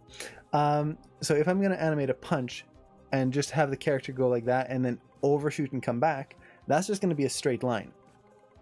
Like if you watch the hand, not the elbow kind of moves in a bit of an arc there, but you do that, the hand just goes forward and then back. No arc. So the same with the anticipation. If I'm anticipating a punch, I could kind of go up and then over and do that for a very big kind of cartoony punch, or that hand could just go straight back and then out. There's probably going to be a little bit of an arc in there, but not a huge amount. So it's really dependent on the motion. And the same is for anticipation as it is for overshoot. Sometimes you'll add a little bit of an arc, sometimes you'll exaggerate the arc, other times you'll tone down the arc in order to add strength to the motion.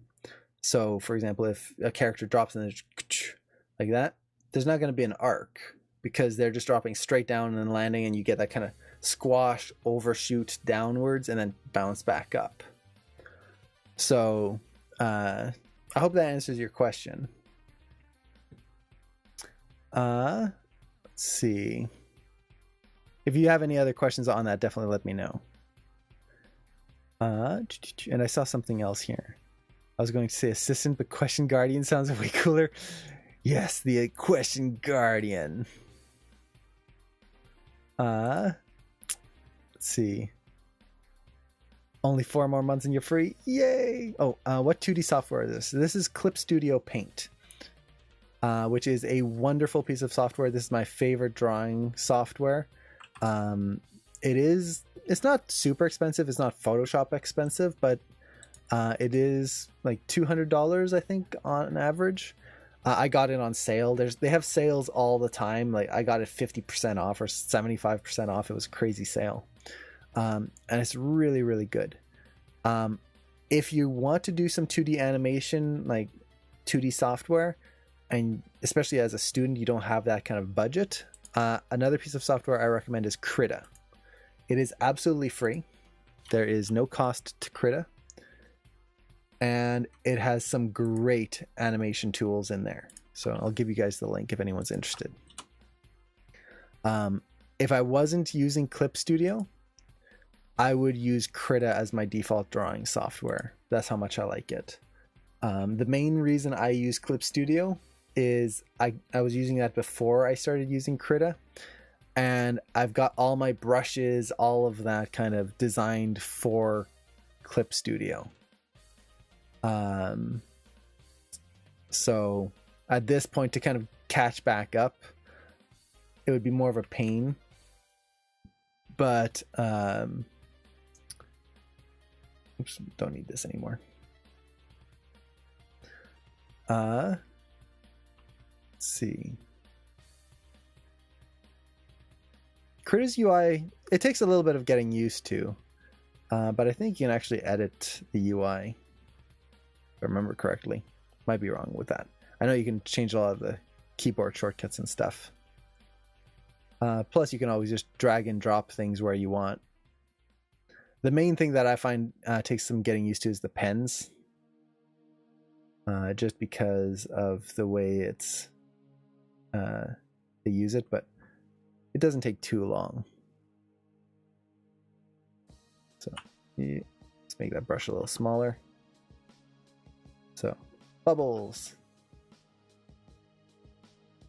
There we go. Nice sketch brush. And they've got a great timeline, which you guys can't see. Let me bring that up. So, you've got a bunch of timeline tools and stuff. It's really good for animation. Let's see. How do they compare to Toon Boom? Toon Boom is in another league. Toon Boom is specifically for animation, and that is like that's what it does. These are more drawing programs that also do a little animation. So they're mostly for painting and drawing. They're very good for animatics and like quick little animation tests. But if you really want to do 2D animation professionally, Toon Boom or TV Paint are kind of the way to go. Now, doesn't mean you can't do really good stuff in Clip Studio or Krita. No, it just, a lot of the tools are a little bit harder to work with. Oh, you use Toon Boom at work? Nice. Toon Boom is really awesome. I haven't used this personally. I don't do too much 2D animation, but my brother does. And it's so cool to see him animate in Toon Boom. It's just like Clip Studio and Krita are cool, but then when you go to that, it's kind of like going from a digital camera and you've got your camera on your phone, and it's good. It takes really nice pictures, and you can take pictures that rival any really high-res camera. But then when you actually have a big camera, or you get to use a camera, like a cinema camera or a digital SLR, just having all of those extra little features is like, that's why the cost is so much more. It's expensive, but you do get what you pay for. The features are really, really nice. Especially when it comes to the 2D camera. That's, I think, one of the biggest things is getting that camera in there that allows you to kind of do the multi-plane image very easily compared to other programs.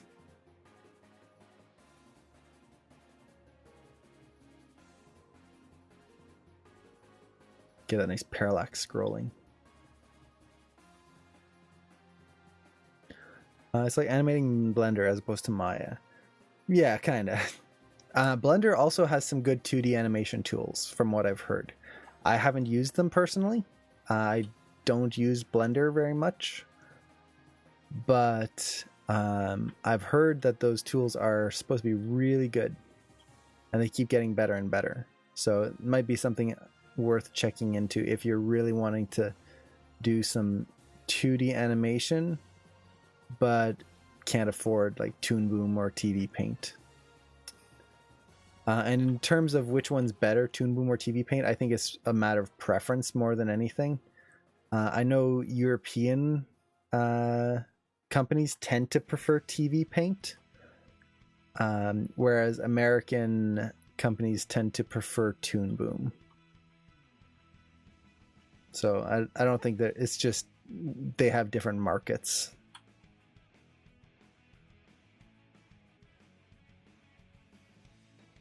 Let's see.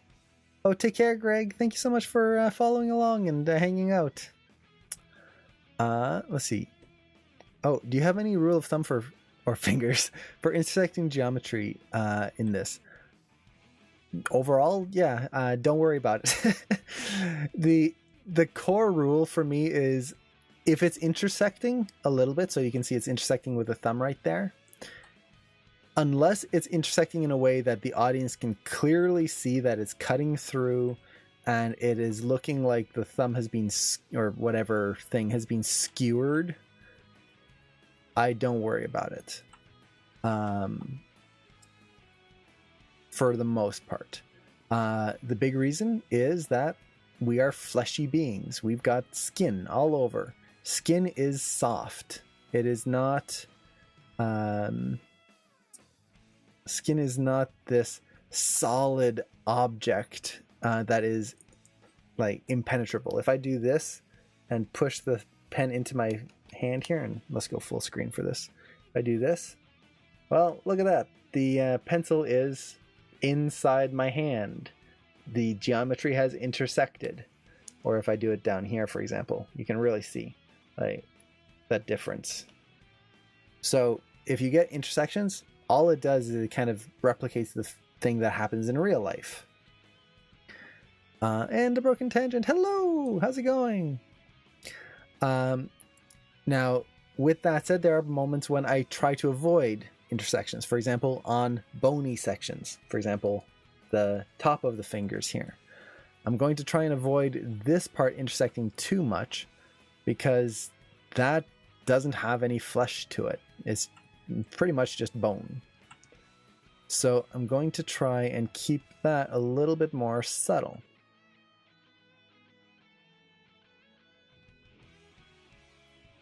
So it really just kind of depends on the area. But in general, I really don't worry too much about intersections because I do want to try and capture that feeling of actual pressure being held. If you're trying to pose things out, so try to get this just absolutely perfect like this, oftentimes what ends up happening is that your characters feel weightless, or what they're holding feels weightless. It just kind of feels like they're not putting any pressure to anything, and it's kind of almost floating in their hand. The Broken Tangent has an awesome Twitch stream as well. Noelia. And this goes for everyone. If you guys haven't checked it out, the Broken Tangent does things on Twitch and does a bunch of cool workflow stuff. Definitely check him out. It's really cool stuff. Well, I just saw you working. I had a chance to just jump in at the end of your last stream. I didn't get a chance to say hi. You were working on... What were you working on? It was... Now I'm going to forget. You mentioned you were doing it for a demo reel piece, I think. And it was... Cursed me in my habit of looking at Twitch when I'm working on things I can't actually watch. What rig were you using? My Zelda creature cave piece? Oh yeah, it was the creature. It was jumping from like a skyscraper and then landing close to the camera. I believe that's the one, right? Maybe I'm thinking of a different shot that you did. But I think that's the one. And it was really cool. He does... The Broken Tangent does a lot of really cool camera work stuff. So definitely check him out. Like, if ever you have questions about camera stuff, he's really good at it. Rock environment. Okay, yeah, that's what it was. Rock environment, not skyscrapers. But yeah, give him a follow. He's got an awesome stream, and you can find his link down below, I believe. If you want to check it out. Let's bring this finger in a little closer. Which that silhouette. So I really want to get this feeling of the pen being kind of flicked upwards here by the middle finger. But maybe not quite so high. Kind of bring it down there. Yeah. And the ring finger, let's tone that down and maybe rotate it out that way. There we go.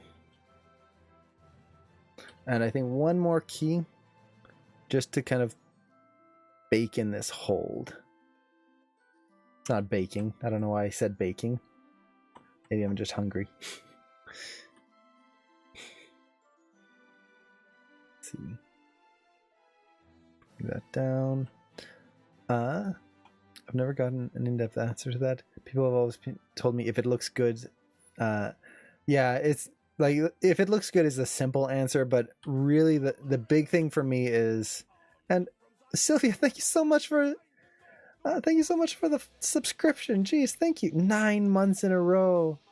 Thank you so much. I do owe everyone a baking stream. I need to get a setup upstairs so that I can bake and stream. Do it all live. And watch it all go wrong.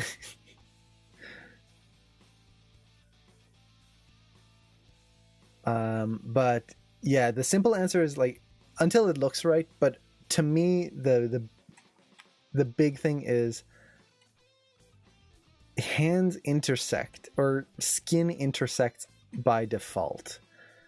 So if it does in my shot, who cares?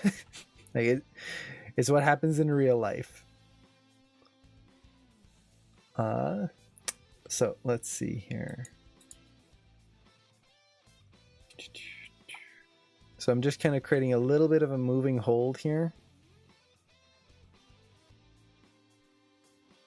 I'm not following my reference quite as much anymore because the reference is going to keep on going, but I'm just going to stop it here so that way we can kind of get to the next part of the demo. And then the middle finger is going to keep extending ever so slightly. And I think I saw a question, so let me get to that as well.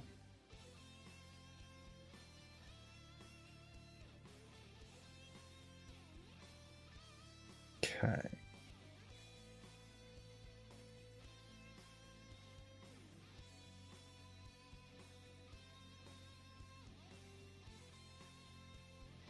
Okay, one thing I'm not a fan of is see how in my shot the pen is kind of zigzagging, which it does in real life as well. But if I'm going to end this here, I would want to make sure that I clean that up and arc that correctly. A little bit more like that.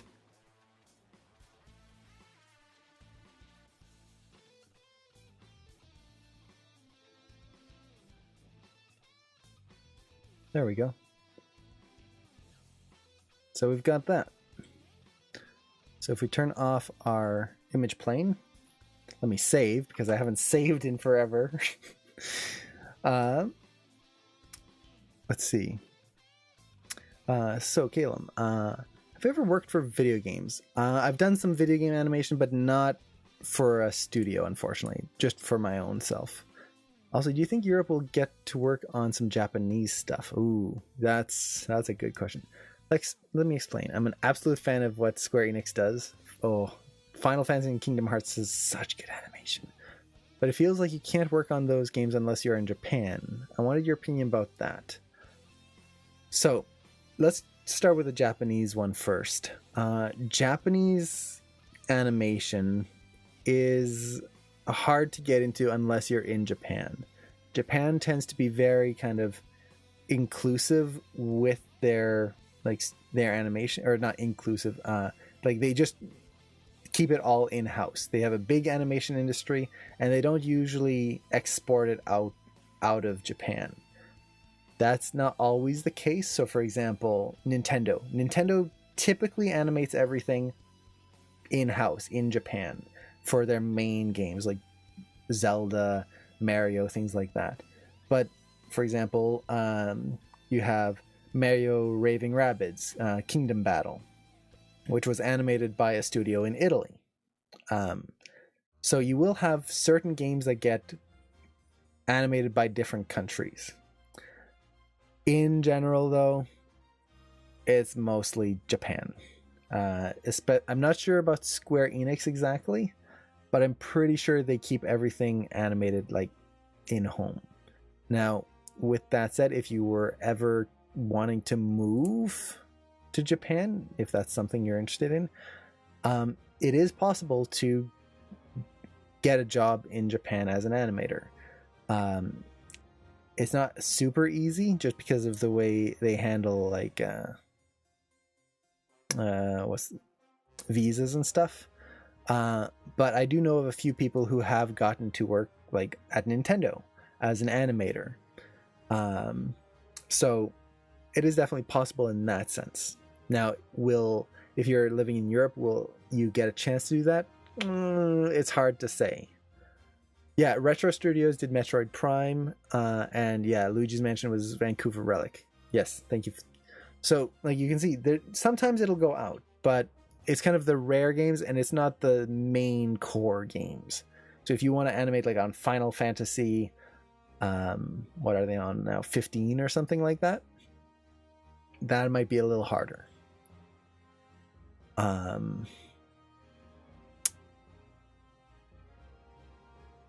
So I wouldn't discount it, especially nowadays. Things are becoming more and more like remote friendly, so you can work on stuff from home a lot more. And with that comes studios being able to work on things for other studios much more easily. So for example, if Nintendo needs some animation done, it's much easier to get another freelance studio somewhere else to help in instead of kind of building another department at home. So I wouldn't discount it, but for that specific scenario, I would say Europe is, and it's not just Europe, the States or Canada or wherever is going to be very unlikely to work on those unless it's an offshoot game. I'd move to Planet Mars if I can work 5 seconds on any Final Fantasy or Kingdom Hearts. Just seeing that Final Fantasy VII Remake. I never played the original. I've seen a bunch about it. I love Final Fantasy. Never played Final Fantasy VII, but that remake, oh god, it hurts so good. It's just such an awesome thing. Reignited that love. I'm also a Star Wars fan, but I think that's easier to get into. Yeah, Star Wars is definitely easier to get into, just because it's such a big thing, big franchise. Square Enix, And a lot of video game companies in general tend to be a little bit smaller. They don't kind of hire out as much, but you never know. I wouldn't discount it.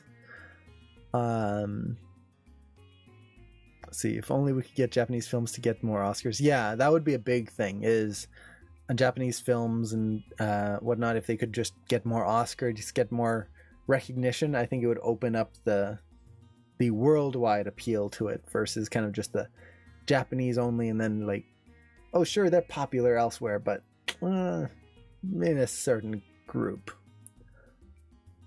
Yeah, I hope that, I know it's not the best answer or the answer you're looking for ideally, but I hope it answers your question. Now let's take a look at this. So what I want to do here is I'm just going to play this and let's see how it looks. So this is just the keyframes. Actually, okay, good. So we've got that. Overall, it's working pretty well.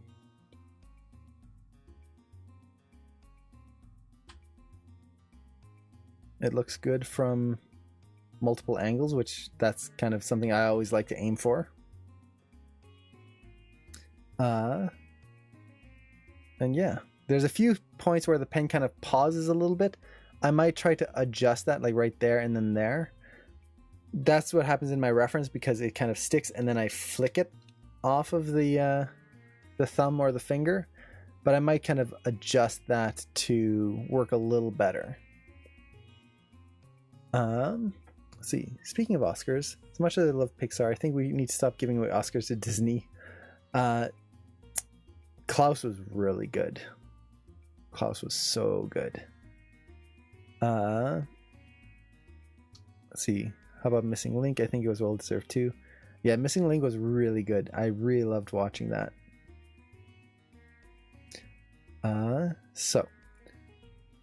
So we've got a few areas where the pen sticks. I'm going to try to fix that right away before I move too far forward.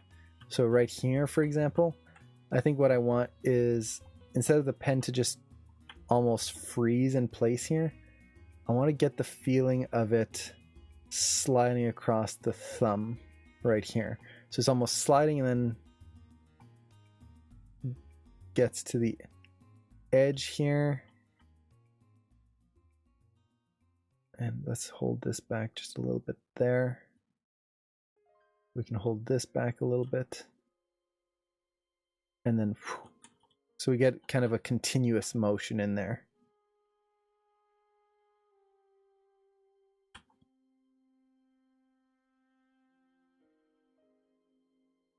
Something like this.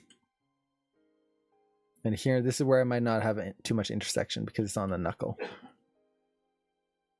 And then here, it kind of freezes because he catches it with this finger, but I might just kind of push that angle a little bit more. Okay, so like that. Let's see. Now, that was playing it with just the keyframes. Let's actually try playing this now with the in-betweens and see what horror we have created. Because that pen is going to have a lot of problems. And actually, whoa, I'm surprised. It's actually working. Okay. So, I was expecting it to just freak out and totally go in the wrong directions, because first pass blocking and then just going straight into splines, usually things explode. But it's actually not bad. I'm surprised. It's definitely not right. It's not perfect, but it just needs a little polish now. Yay. So I'm actually caching it right now just so we can see it a little bit more at full speed. So let's see how it feels here. So there we go. So at this point, now we just really need to refine things and add a few more breakdowns in areas to really get the speed and the holds. Even though we've already done every 4 frames, there are moments where we want to push the holds, push that kind of quick motions. It's luck. It was all luck. But we can now try to push things through here. And the way I'm going to figure out what I need is I'm going to take a look at my reference here. So let's look at the image planes and just start breaking down the motion even more. So for example, right here, I think maybe I could keep it on 3s right at the beginning. Nah, let's only do 2s and 4s. That way we keep things consistent. So I think I'm going to break down the beginning just a little bit. So 1, 6, actually. Yeah, let's do that. So add a key here.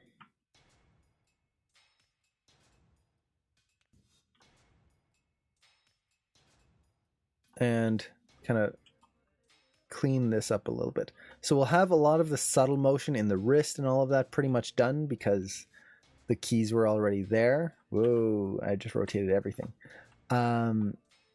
I might kind of come in and see about pushing certain arcs a little bit. So maybe holding just a little bit more there so we can kind of get a faster motion, or maybe leading a little bit with the elbow. It really kind of depends on what I want the feel to be here.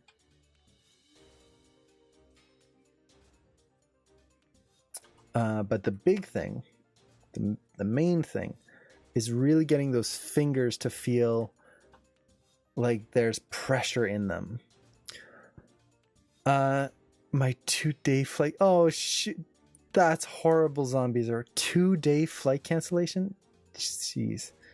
So does that mean like you're stuck somewhere for 2 days, or they just cancel it 2 days before you were supposed to go flying? Either way, that sucks.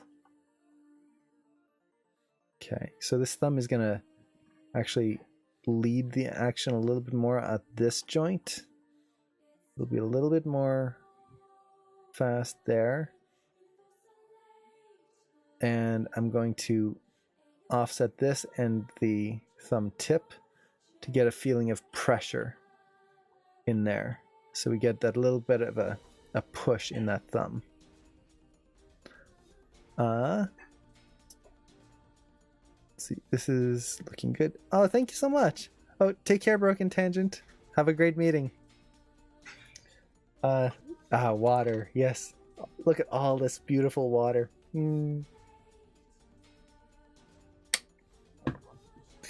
I have been drinking. That's why it's empty. It's not because I forgot to fill it. I actually have been drinking for once. Stuck in Paris for 2 days, was at Disneyland and had an amazing time, but now I'm in Paris with no money. Oh, jeez. That sucks. It's bad when it's canceled when you're at home, but when you're stuck in another country... No one believes me. When you're stuck in another country, that is not good. I hope you're able to get it resolved or find something. Because even just a hotel is a pain. Well, actually, for the hotel, hopefully the airline is paying for your hotel. They should at least do that, right?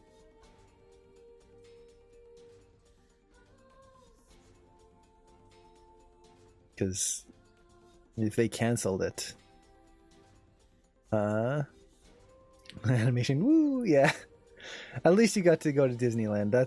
And I've heard Disneyland Paris is supposed to be really good. So hopefully, I hope it was really good for you. Okay, so I'm holding the index finger a little bit more here. I want a little bit of motion to it, so we can kind of feel the thumb pressing into it a little bit, but then we get the big motion in there. And I think I might push it a little bit more here.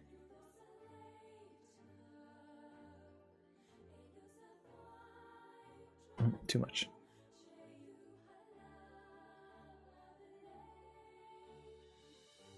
Okay. So this is the interesting with my thing with my middle finger on this one is watch the way it bends. It kind of bends out this way and then bends back the other way. So it goes out screen left and then screen right. And that's just the finger being pressed by the thumb. It's not actually being pushed by the thumb itself, like the thumb isn't touching it, but it's just the fact that those muscles are all kind of connected, or not the muscles, the sinew and everything, that it creates that little offset there.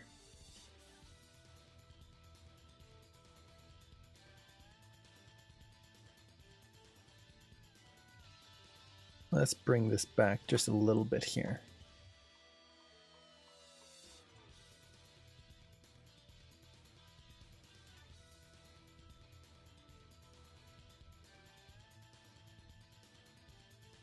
And let's ease these.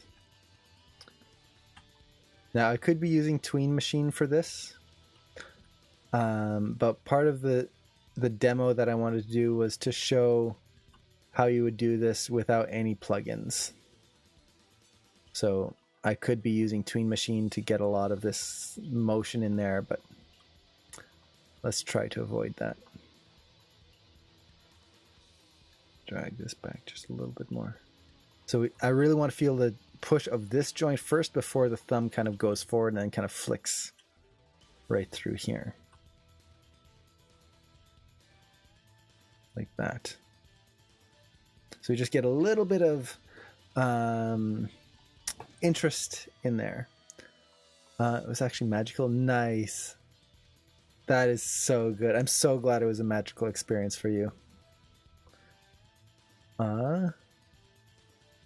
Let's see. Oh no, take care, Nicholas. I hope I managed to catch him before he left.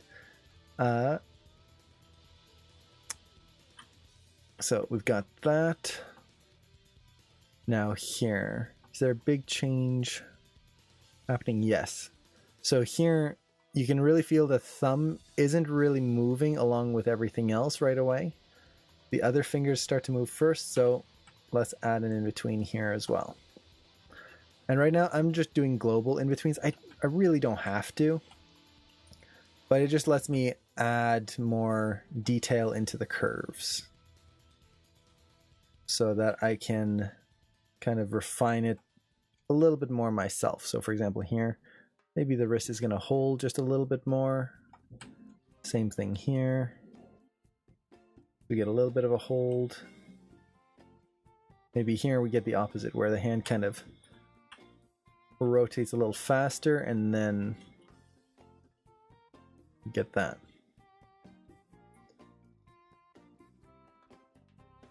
Okay.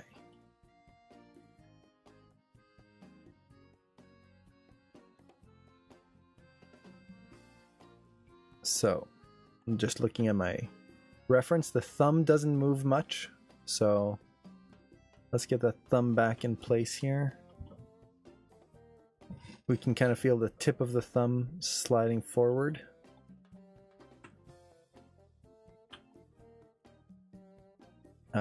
It's going to be a little bit more this way, close to the pen, but maybe a little less on the tip of the thumb.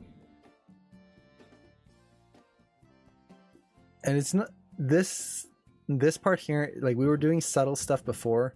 This is going to be even more subtle. And this is where I see a lot of people kind of like go, I'm done. I don't need to do this. I'm tired of working on all of this. It's boring. And it can be. It can be very tedious. But this is where you're going to get the most out of your animation. This is where everything's going to suddenly come together and start feeling really nice. Because you're doing all of the breakdowns, and suddenly, instead of everything kind of just moving together, you're going to have things leading and following, and it's just going to be so much more alive.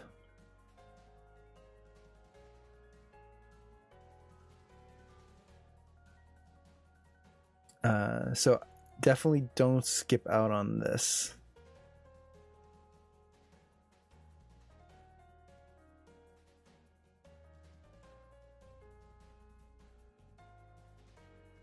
So I'm watching the arcs, watching the arc of the middle finger right there come through.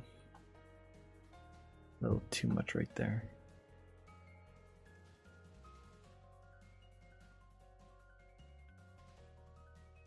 So now we've got a little bit more of an arc in there. And at this point, like, we just keep going with this. We'll have to catch the rest of the stream later. Have to find a hotel. Yes, definitely. And hopefully the airport will cover the hotel for you. Take care and best of luck. See, I missed the first part of the setup of this. What's the pen constrained to? The pen is a rig setup. So this is the root of the pen. So if I move this, for example, you'll see. So the pen control here is parented to this root control. This root control is constrained to the arm, to the wrist. And then I have this offset control here, which allows me to adjust where the pen rotates from. This is what makes it so that I can rotate it from the middle or from the one end and basically get detailed animation and have the pen move through with one constraint. I've got one constraint that no turning on and off and no, this finger here is now holding it versus these fingers here and then like this combination over there. I'm not having to do constraints on any of these. It's just one constraint on the wrist and everything else is just hand keyed. And I find this setup works really well, especially with complex motions. If I had a character just holding the pen and just doing this, for example, I might change it up to follow the one finger. But the way it is now, it's much simpler just to kind of have that all just hand keyed. And this way I can still kind of do this and everything. Oop, what did I just do? There we go. I had something else selected. So now I can do that and make global readjustments and it's going to keep everything. Okay. So we've got that. Let's go. I don't really need a key here,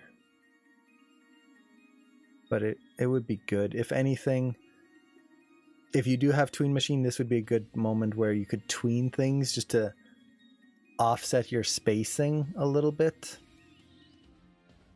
Or if you don't have Tween Machine, you could just copy a key and then, so I took frame 15 right there. And then just middle mouse drag to frame 14, and that's going to make a little bit of a hold in there. So it'll travel faster and then hold a little longer. So that's the kind of quick, cheaty way of doing it. Same thing here. So you can see how I really want this fast motion after frame 18. So I might take frame 17, copy that to 18, and then still moving too much, so frame 17 again to 18, and now it's really going to hold before moving.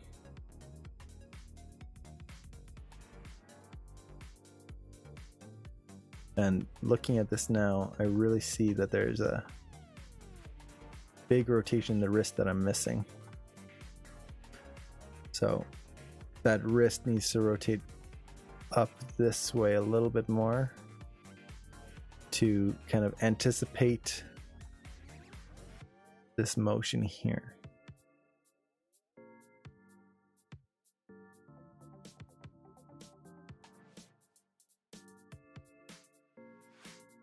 Okay. And that finger is really moving a lot.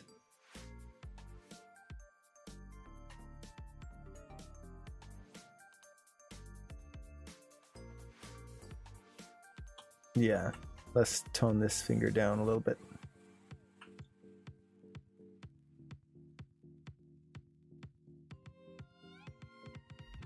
There we go. I would start to move here. So now it's just like going through and finding these moments where, okay, where do we want to add another in between? So probably one here would be good.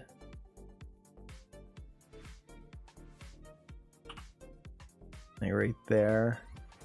So that that pen, let's just take the hand here. That pen holds a little longer.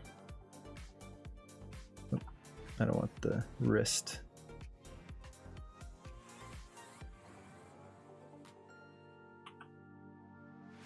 So try to get that pen to hold just a little bit more on this frame.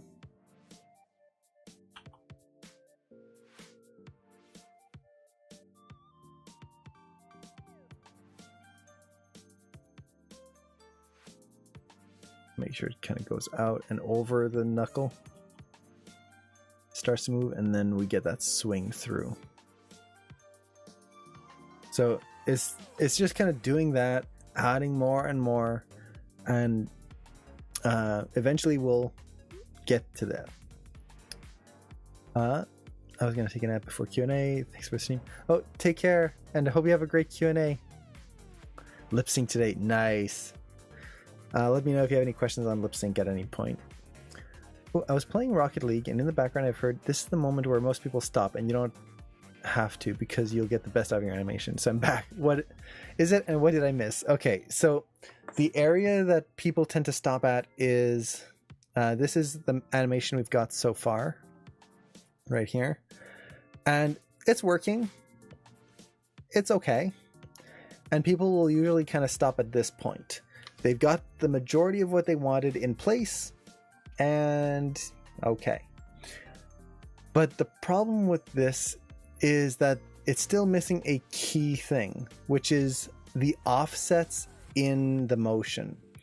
So what I mean by offsets in the motion is right now we've keyed everything on 4s. But if we kind of look through this and look at our reference, for example, you'll notice that things don't just hold on. Let's find a good moment here. Let's say right here. Like those fingers by frame 34, the 2 fingers there are pretty much all the way up. Whereas in my shot, those fingers are just slowly raising up. So instead of just kind of leaving it, yeah, we're good, don't have to do anything more, taking that extra time to go in and start offsetting things. So for example here, making sure that those fingers are nice and straight here, that they push up quickly.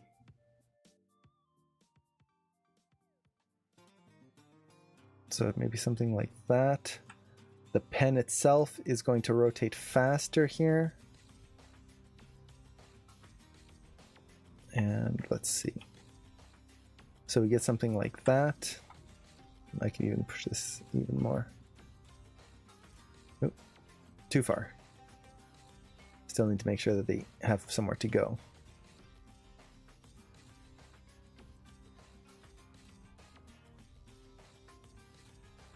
But basically like that, suddenly I'm going to have animation that is dynamic and interesting versus just animation that moves, because my timing is going to be varied, my spacing is going to be varied, my core principles are being pushed to a much more appealing extent. So do you add a layer, or you're just animating normally? Just animating normally right now. Offsetting stuff could get messy. Sometimes I'll offset things. So for example, if I have a character doing this, I might just animate all the fingers just closing super quick and then offset them, and that'll get me that motion. For this, I can't really offset anything because all the motions are so precise. Like they're all linked together, and I have to make sure that these fingers are holding the pen while these ones are pushing the pen. If I start offsetting things, it'll just cut through things and I'm going to mess things up. I'm going to lose control, basically.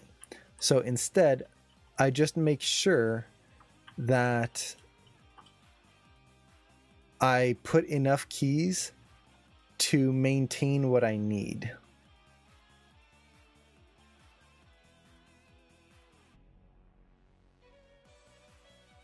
And that's really my goal here, is just to watch my shot and see where I can add or tweak things to get the results I need.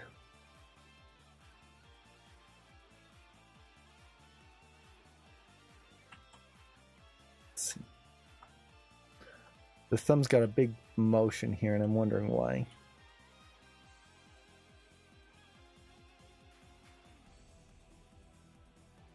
Okay, that's fine. I just lower it a little bit.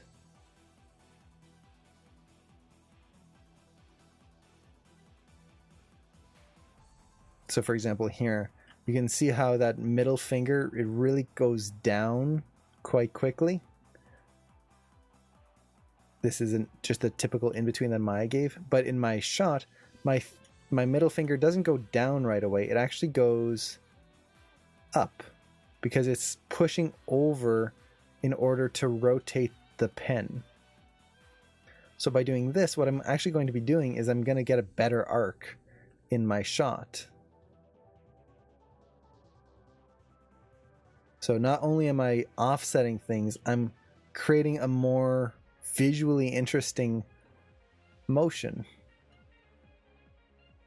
And the same thing with the index finger. Instead of just going straight down to the screen right, it actually kind of arcs down a little bit, gets closer to the middle finger, and then arcs down. So by adding that in between, I'm really... what's the right word I'm looking for? I'm designing the motion. I'm not just going with what Maya is giving me. And this is one of the biggest things when I'm animating that I always try to avoid is I want to be the one that's animating. I don't want to be kind of locked into what Maya is giving me, because Maya is always going to be boring. It's just not as interesting as what we can create ourselves.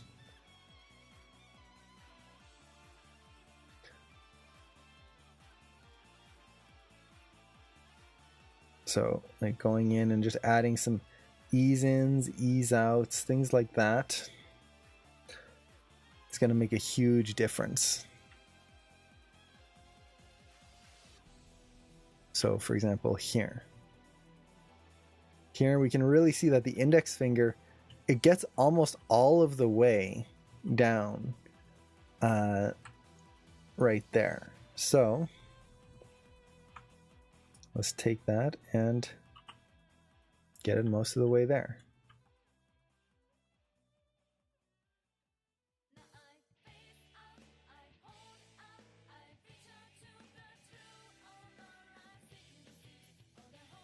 And all I'm doing is kind of watching my spacing between my keys, trying to see what's leading, what's following.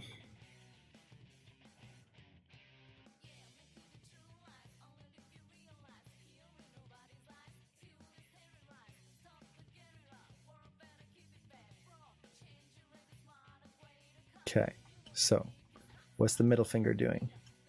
It's kind of just easing in a little bit. So let's try to do that.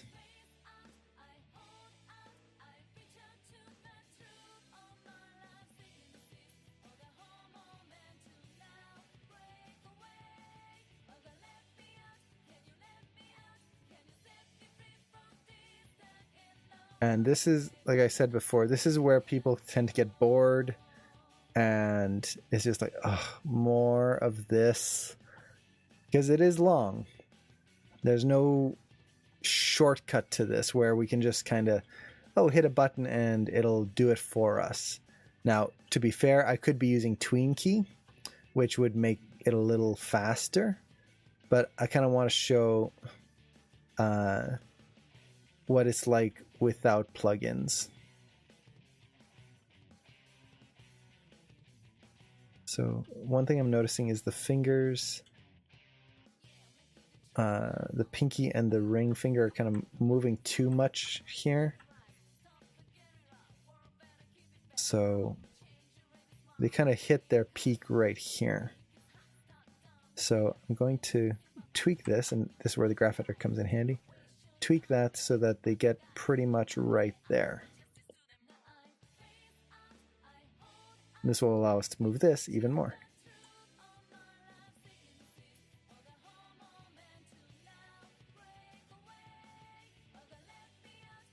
Like that. So we're just slowly adding that in and adding those details. And it just takes a while, but once you start doing it, it really helps to bring things together. So let's turn this off just because it's easier to focus on just the animation. So let's see. Do you add a layer? Actually, just on layers, this is... you could add a layer right now, but for me, I would rather keep the layers for refining things later on. Now, what do you think about mocap? I've never heard a clear opinion about it, because from the outside it doesn't sound sexy, but I'm a big fan of what Blur does, or Unit, and I think my principal interest would be game cinematic or trailers, because it regroups the game atmosphere with the movie pipeline, but they use mocap most of the time, so I was wondering if that was cool. It is definitely cool. There is this kind of debate, or not debate, this kind of conflict on mocap. It's like, some people love it. Mocap does all the work. You have some studios and stuff that will promote that this film was 100% mocap, which they never are. If someone's saying that it's 100% mocap, they are lying. There's almost always animation involved. On the other hand, you have people who go, mocap is the devil, it's terrible, and you should never use it. No. Why? It's a very useful tool, and you're limiting yourself if you don't use it. Mocap is a tool. That's it. It is a tool, just like shooting your own reference is a tool, just like the graph editor is a tool. And the amount we use it, and the amount we kind of pull from it, is dependent on what we're working on. So for example, if you're doing something like Blur, very realistic, you might take in your mocap data and you're going to tweak it. You have to tweak it. You can't just leave it as is. Mocap data, even the best, like high quality mocap data, is going to have some weirdness to it that needs to be tweaked. So you tweak it, and you improve the silhouette, you improve your spacing, your all your mechanics. Take all those animation principles and put it in there and make it better than life. That's the beauty of things like mocap, is that you can start creating things that are better than real, starting from a real base. Is that bad? Not at all. Now, if you're doing something more cartoony, well, the mocap might not be used in any real way, in the sense of you're not going to be you're just going to be opening it up, looking at it, and then building it all from scratch. Does it mean it's useless? No. It's basically 360-degree reference. So if I had a mocap suit that could capture all my finger data as I'm doing this, even if I never used it, well, I'd be able to just look around the whole hand and go, ooh, that's how it works, versus looking at one stationary camera. So mocap data is a tool. We don't want to overuse that tool or just like put it out there as is. It would be like going and saying, hey, look, this is my final animation. No one's going to care about this. they don't care about what the graph editor looks like. They want to see the actual beautiful stuff. So yeah, that's the big thing for me, is it's a tool. It's there to help us. It does help a lot. Is it always necessary? Not at all. But we shouldn't shun it, nor should we just accept it as 100%. So I hope that makes sense. Mocap done right takes almost as much time as hand animated. Exactly. Because you're fixing so much of it. It gives you a lot of subtle stuff, but to make it really read correctly takes a lot of time. Now, there are things you can do to speed up that process. Often it's a matter of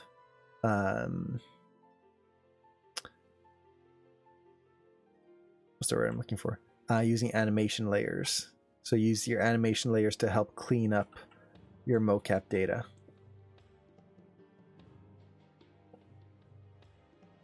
That can help a lot, actually.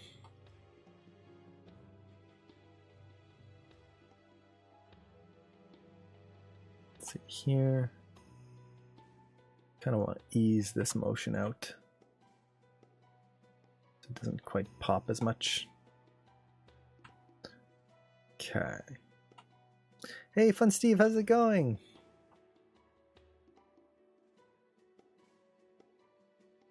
Okay, I think here, let's hold these a little bit longer.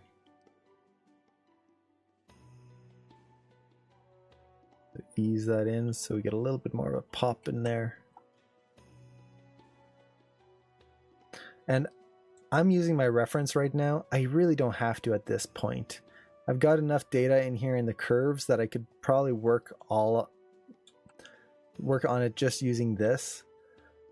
But I've got the reference, so might as well kind of take inspiration from it.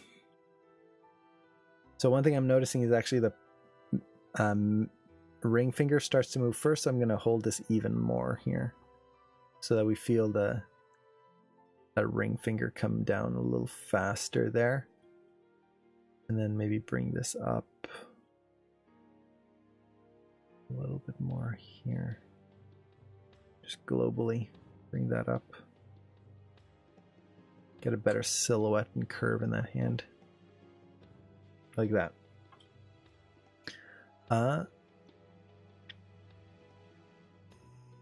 Let's see.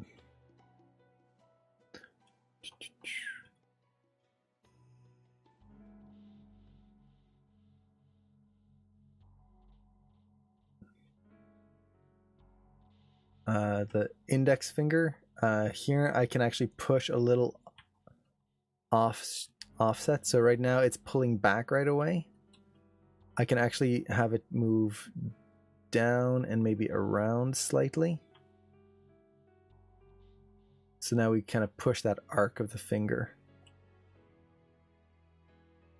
which is going to make it just a little bit more interesting.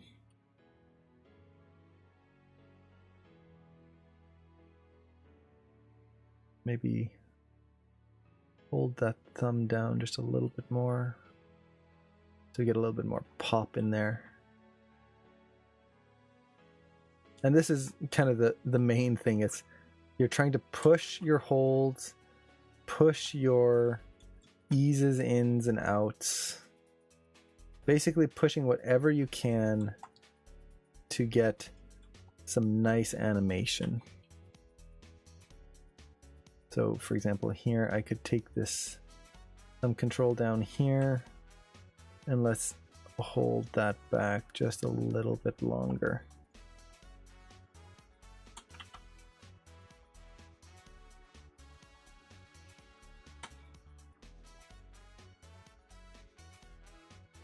Try to avoid this linear curve. Something like that.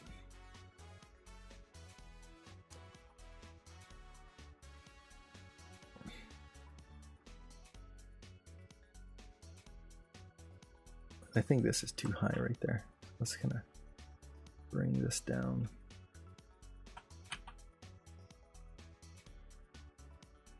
So I'm just going to take all of these, scale them, and just go whip down like that.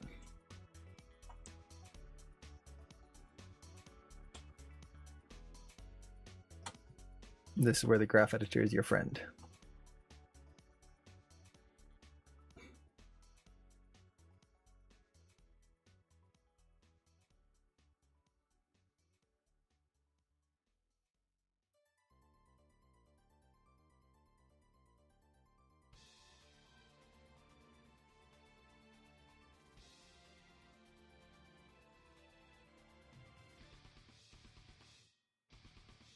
There we go.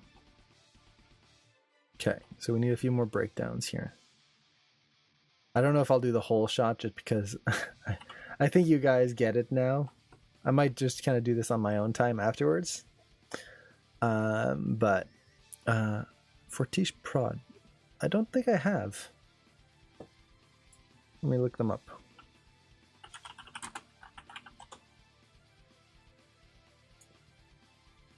Oh, they're the ones that did that Rock and Groot short. Oh, no, a little loud. Nice. Okay, yeah, I definitely know their work. They have some good stuff. That's cool. I love their work.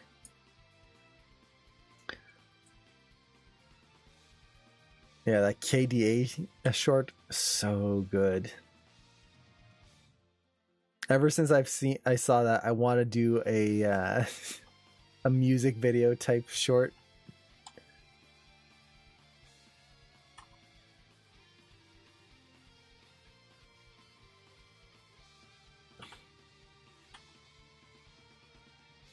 Okay, so this is going to contact here. Down, like, no, maybe not that joint. This one. Yeah. Let's contact it a little lower.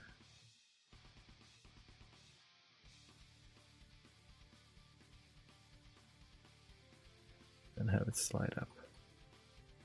Now you'll notice I'm not really tracking the pencil exactly. That's because I still need to do a pass on the pencil itself to make sure that it feels like it's properly contacting and everything and all the arcs are working. I'm not worried about that too much right now. For example, right here, it's kind of pushing forward through.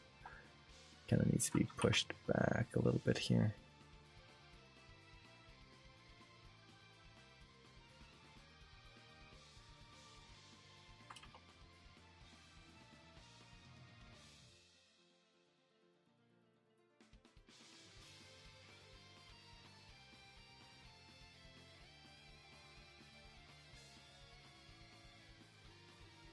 Like right here, you can see how those fingers are starting to ease out right here before the finger or the thumb has come in to push. We need to push that a little bit more. So come in here, kind of bring those down.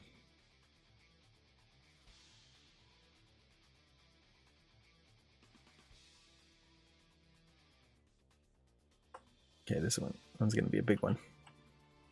So really get that middle finger kind of following along. So it needs to come up, but still kind of following along there before it'll pop up.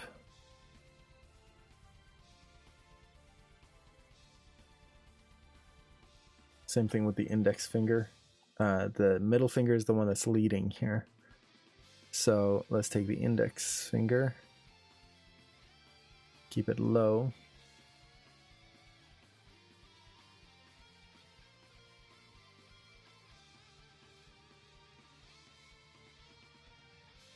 Like that.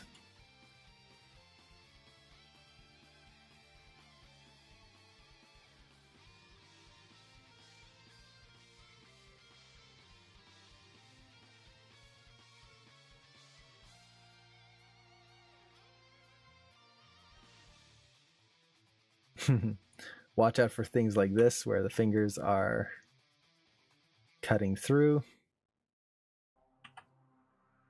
Definitely don't want that.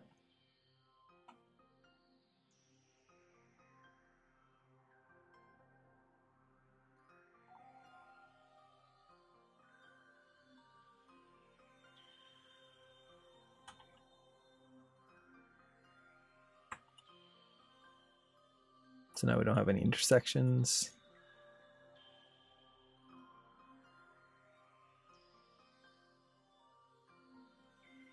The pen can still hold a little bit more for its rotation, so just kind of bring that back a little bit there.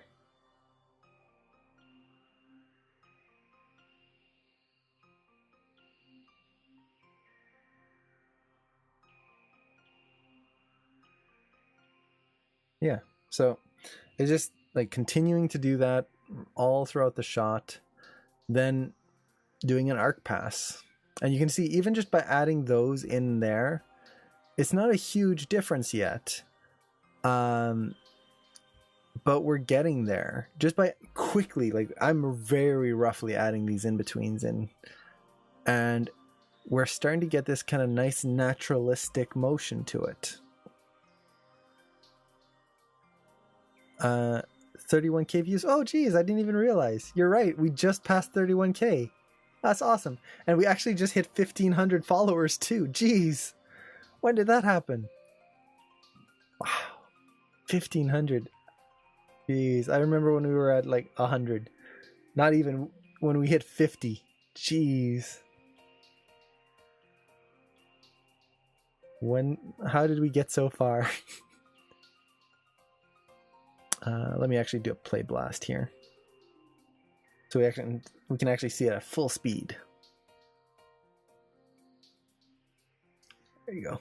My hair was bothering me. It was getting more and more poofy. As soon as you start doing this, it just kind of turns into a mane. I know a celebrity. I wouldn't say it's a celebrity, but so this is full speed now. So like you can see, is it perfect? No. There's a lot of polish that needs done. There's arcs that are not quite working.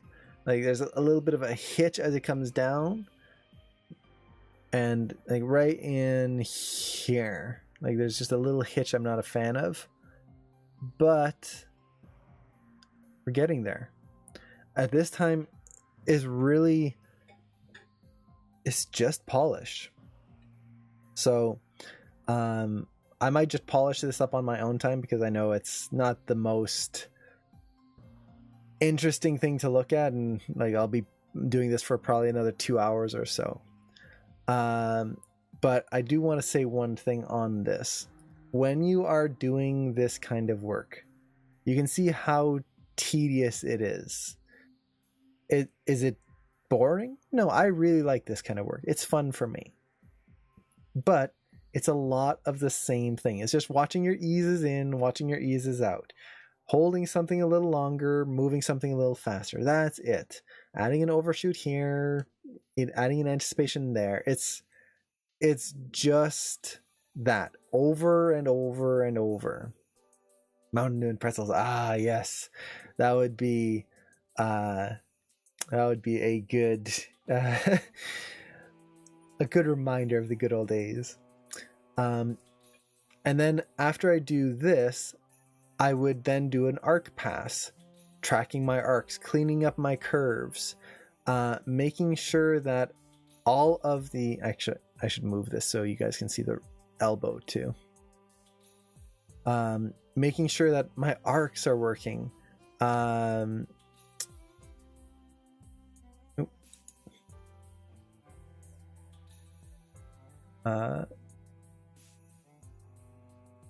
So it's really just trying to get that practice in. And as you're doing this, one thing I like to do when I'm doing this is I'll watch a movie. Not something that's new, something that I want to watch. Something I've seen 100 times before, something I know by heart. So like Back to the Future, Star Wars, Wreck-It Ralph, Zootopia, something like that. Something I just know. And I'll just have it in the background to kind of keep me focused, or listen to some really good music, or even an audiobook. Something that I don't have to watch, but it fills in the sounds. Because at this point, we're not focusing on big things. We're not focusing on big concepts. We're really just trying to get like some more keys in. And that can get very tedious if you're not careful. And what you want to avoid is that moment where you're doing this and then you start skipping corners because you're starting to get bored. And you don't even realize that at first, or you might not even notice it at the moment. Where like at the first part you're doing all the controls and you're not taking your time. It's not like you have to do every single joint every single time. But you're thinking through them and making that conscious choice of, do I need to move this? Do I need to keep it still? Okay, I'll just leave it. Compared to when maybe an hour in and now you're just going, okay, do I need it here? Nah. Okay, I'll just do it here. Nah. And it's like your scope of what is acceptable to leave alone gets wider and wider. And it's very easy to reach a point where you're animating and you look back and that first segment that you were doing is fantastic, and then later on it kind of slowly devolves, and it's like, it's not bad, but it's definitely missing some of that heart from the beginning. So for me, part of that is really trying to focus on how to say it, focus on getting something to listen to, something to keep your mind active so that you don't hit that point where you can kind of keep working. And if your brain does kind of want to wander back, you can easily kind of refocus. I hope that makes sense.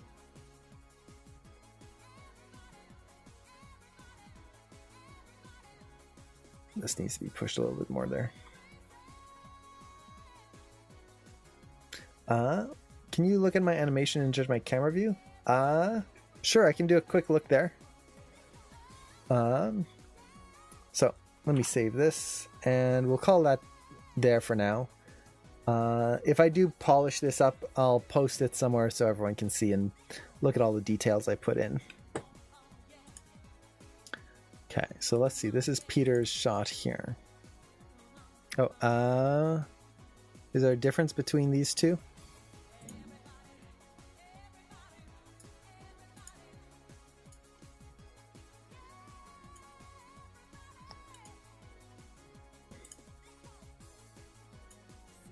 Okay. Then this one. Okay, definitely the first one is camera-wise is much better. The second one is a little too close, which is not a bad thing, but because the motion is so big, we're missing it. It's like if I had a shot where my character was going, yay! And if I do this out of frame, you're not getting what's happening. Like, it's too close to this for this specific action. If I'm going, yay! Then it would work. In this case, especially when the mouth drops out of frame for so long, this is just too close. So I would stick with this camera here.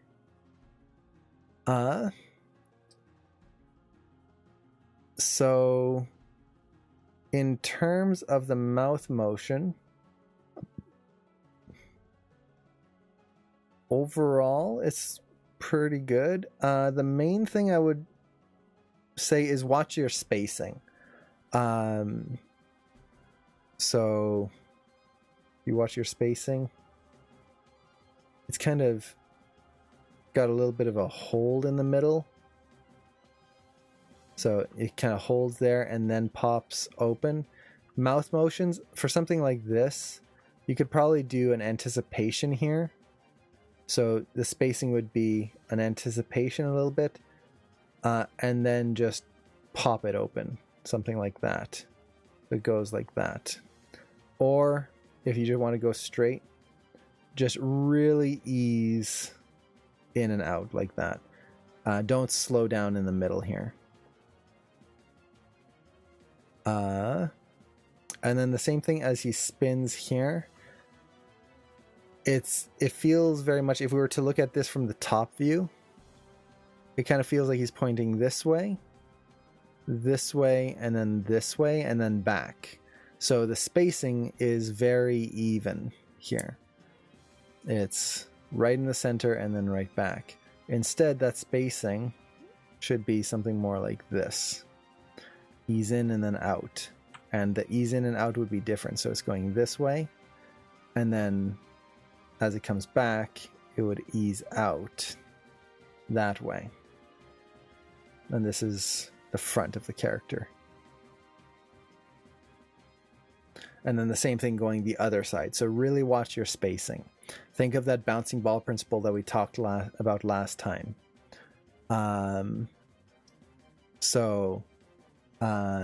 Really watch your spacing throughout.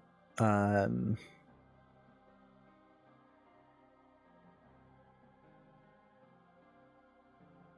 then watch your depth of this is more the 3D form of things. So this is a hard thing to practice. It just takes drawing, like practicing your drawing skills. But if you watch the forward spacing of the lips here, they come forward and then back. Oh, where was it? There's a segment here. Forward, back, forward. Where am I seeing it? Okay, here, yeah. So it's not the top lip that I was seeing it. So it's bottom lip. If you watch, it goes from there out, which is good. Then it comes back in, and then it pops back out. If it's going in an arc, it's just going to go like that. Not like that. So just watch that, the forms that are being created in 3D space. So listening to Kingdom Hearts music, Yoko Shinomura is the goddess of music. Yeah, her Kingdom Hearts music, it always gets me every time. It is so good. I know the story on Kingdom Hearts games are really weird, but the music and everything else is just so much fun. So yeah, those would be my main notes. It's the spacing and then the 3D form of things. And then, yeah, so I hope that helps. Definitely let me know if you have any questions. And let's see, with that, unless there are any other questions, we might just call it here. Let's see. Let's take one last look at our shot here before we leave off, just to see what we've got. And this is something, I know people were mentioning this in the chat. Oh yeah, the glasses. Yes, thank you. So let me ask you this. What exactly are you trying to do with the glasses in the shot? And let's just hit play here. So, for example, are you trying to have the character take off the glasses? Are they just wearing the glasses? What is going on in the shot? Okay. So we've got that.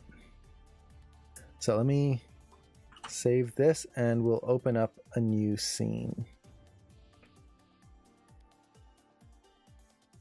And actually, I'm going to do one more play blast, but this time I want to make sure that I'm saving it on my desktop so I can easily get to it. Because I always forget to do that.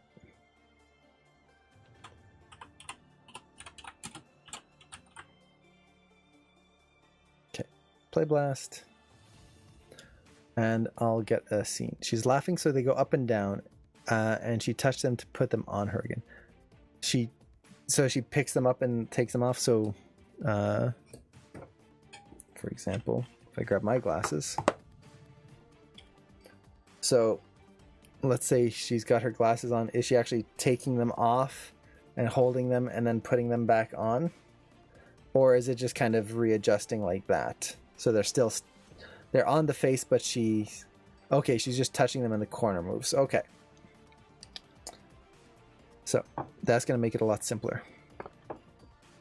So basically, you just need a setup where you can animate the glasses while they're on the character's head. That's pretty much it.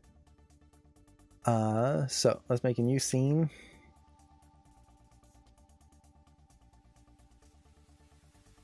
I'll create a reference and let's bring in a rig.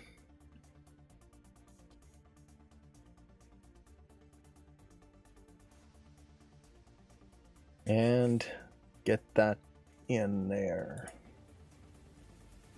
Now I'm not going to bring in glasses just because I'd have to go looking for some. I'm just going to make a simple prop. Could you ever go into Kingdom Hearts animation analysis? I could definitely do that. I'd have to find some videos. I'd love to do an animation analysis on the trailers for some of the Kingdom Hearts games. Those are really cool. Especially the Keyblade battle. That one was awesome. But I could also look for some gameplay stuff as well. So let's create a polygon cube. And I'm just going to make a very basic pair of glasses here. Very, very basic.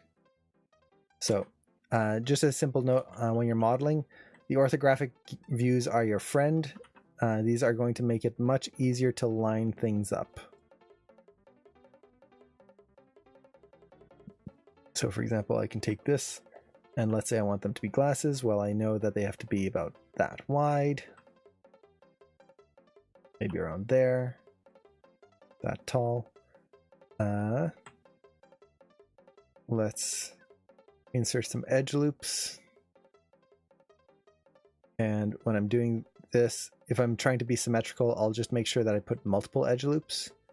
I'm just going to add 2 like this. That lets me kind of bring them in there. Actually, let's keep these a little further. Add another 2 in here.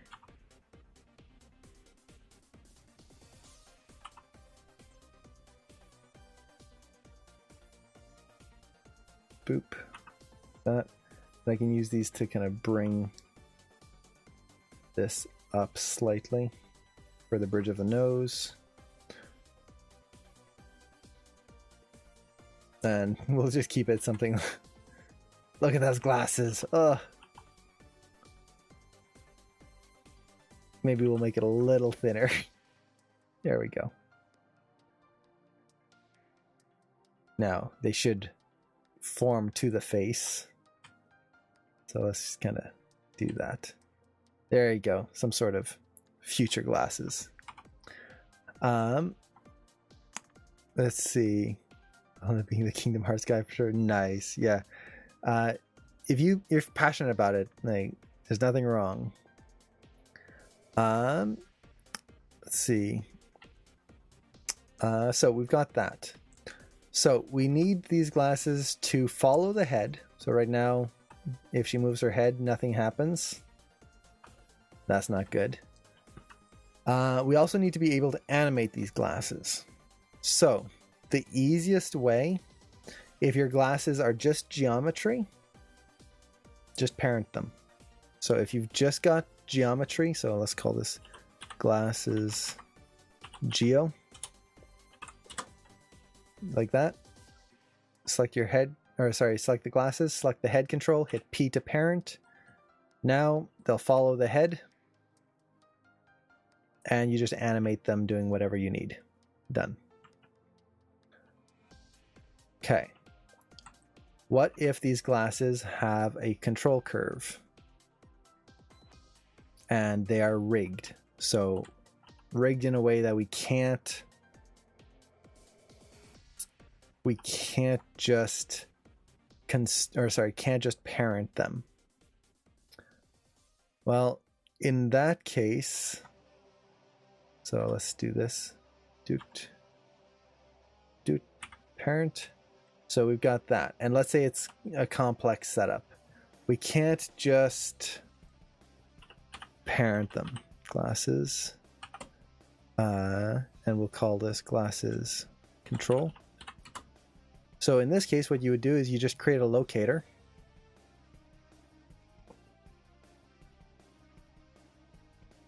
Move it wherever you want. The exact positioning doesn't matter, but I would put it close to where the pivot point is, where you want it. So if it's going to be near the ears, maybe put it back there, or just in the center of the glasses, like right around here is usually good. So let's take that, boop, and from there we just need to make a constraint. So take the locator, parent the locator to the head. This way the locator follows the head, like so. And then take the locator, then the control curve of the glasses, constrain parent, make sure maintain offset is turned on, add that, and there we go. So now, if ever I need to animate the glasses, I would just take the locator, move that around to animate, and add any rotations or whatever tweaks I would need. And if you want, you could add multiple locators so that you could have one near the ear so it can rotate from that direction or the other, whichever you want, but just one is fine. Usually for something like this, I just kind of hand key it to create the offset. See, with the glasses that are on Aya, when I modify the rig, I need to put a NURB on them. No, you don't. Ideally, you should, but you don't have to. If you just want to animate the geometry itself, just take the geometry of the glasses, parent it to the head, and then you're done. And then you just animate the glasses. And that's it. So, yeah, just parent. Edit, parent. Don't constrain. Just parent. And that'll get you what you need.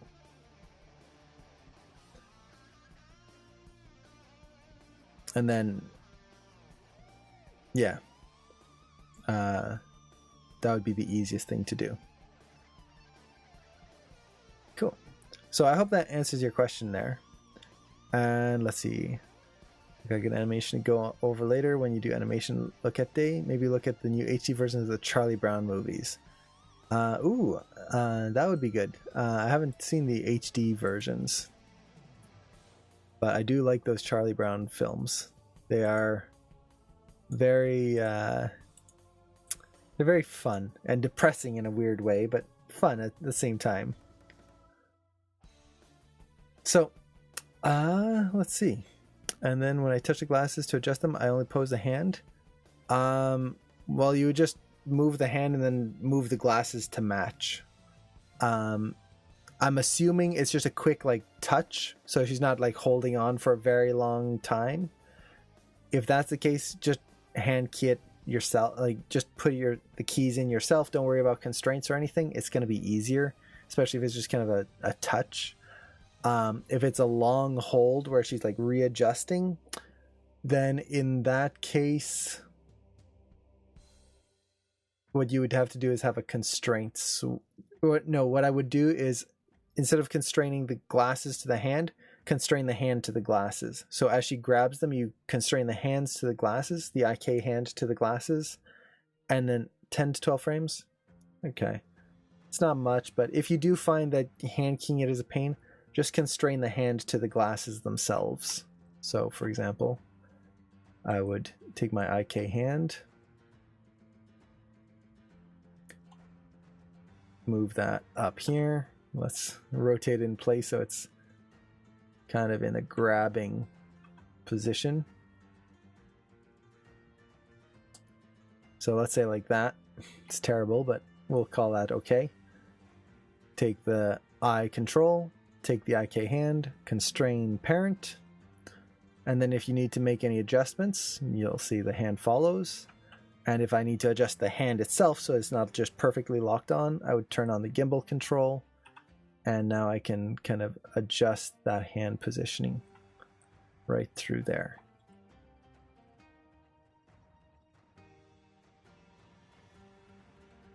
So there you go. And then when you want to let go, you can either turn the constraint on or off, or you could just switch the hand to FK, whichever you prefer, whatever works best for your shot. So that's basically it. So hopefully that helps. Let's see. Does anyone else have any questions before we call it here? And if you have any other questions on this, definitely let me know. If not, let's see, I think we could probably call it here. So thank you so much, everyone, for hanging out. I hope this demo was helpful. I know a lot of it was just the same thing over and over and over and over again. But that's really the thing with subtle animation, is it's watching for those details and trying to get in as much as you can early on. This way, when you do go into push the animation later, which is just going in the graph editor and cleaning up curves and pushing things, you're going to have that base to work off of, and you're not going to be trying to come up with all of this motion on your own. And you can get some really complicated looking animation fairly easily, surprisingly. So with that, hope you guys have a great week. Best of luck on your assignments for those of you in AM or in any other school, and I'll see you around. Bye.